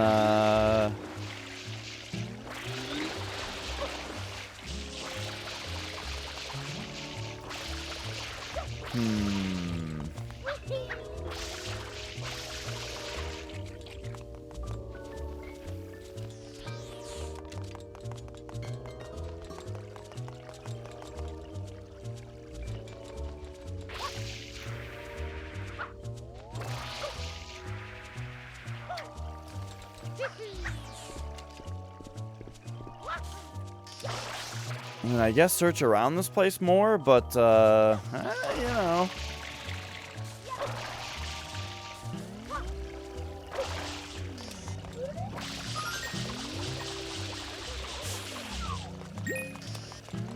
It's possible that there's something like, if we did it really fast, and we talk to him again, we get something special. I guess let's try that. Oh yeah, there's these around that could have helped also. Oh well. Okay, so he gives you the shine. I don't think he'll give me anything else, but you know. Yeah.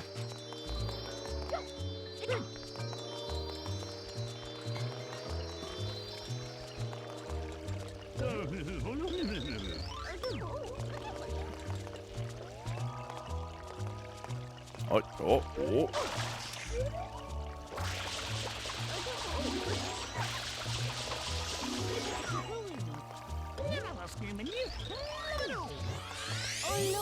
Oh, right, they just give you the...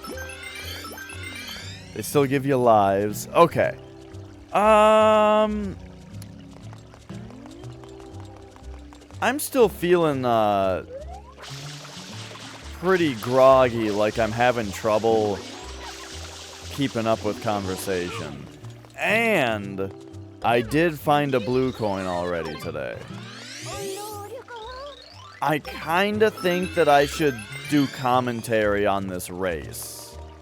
Because it's starting in 13 minutes.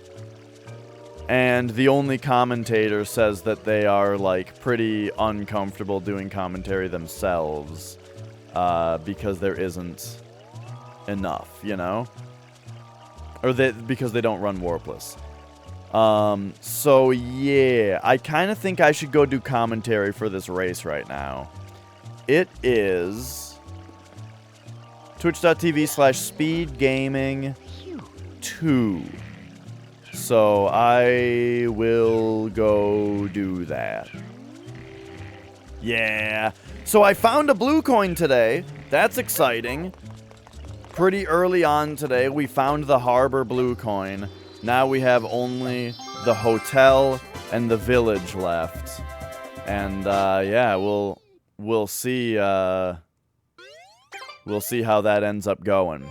But for now, thanks for watching. I'm going to host Speed Gaming 2 because they are about to do this race, and I'm going to try to jump into commentary on it. So, yeah. Thanks again. Oops, why is that Speed Gaming 3? They must not be active yet. Anyway, I'll host them, but there's the link. And, yeah, maybe I'll see you guys there. I'm going to be doing commentary on this race, so enjoy.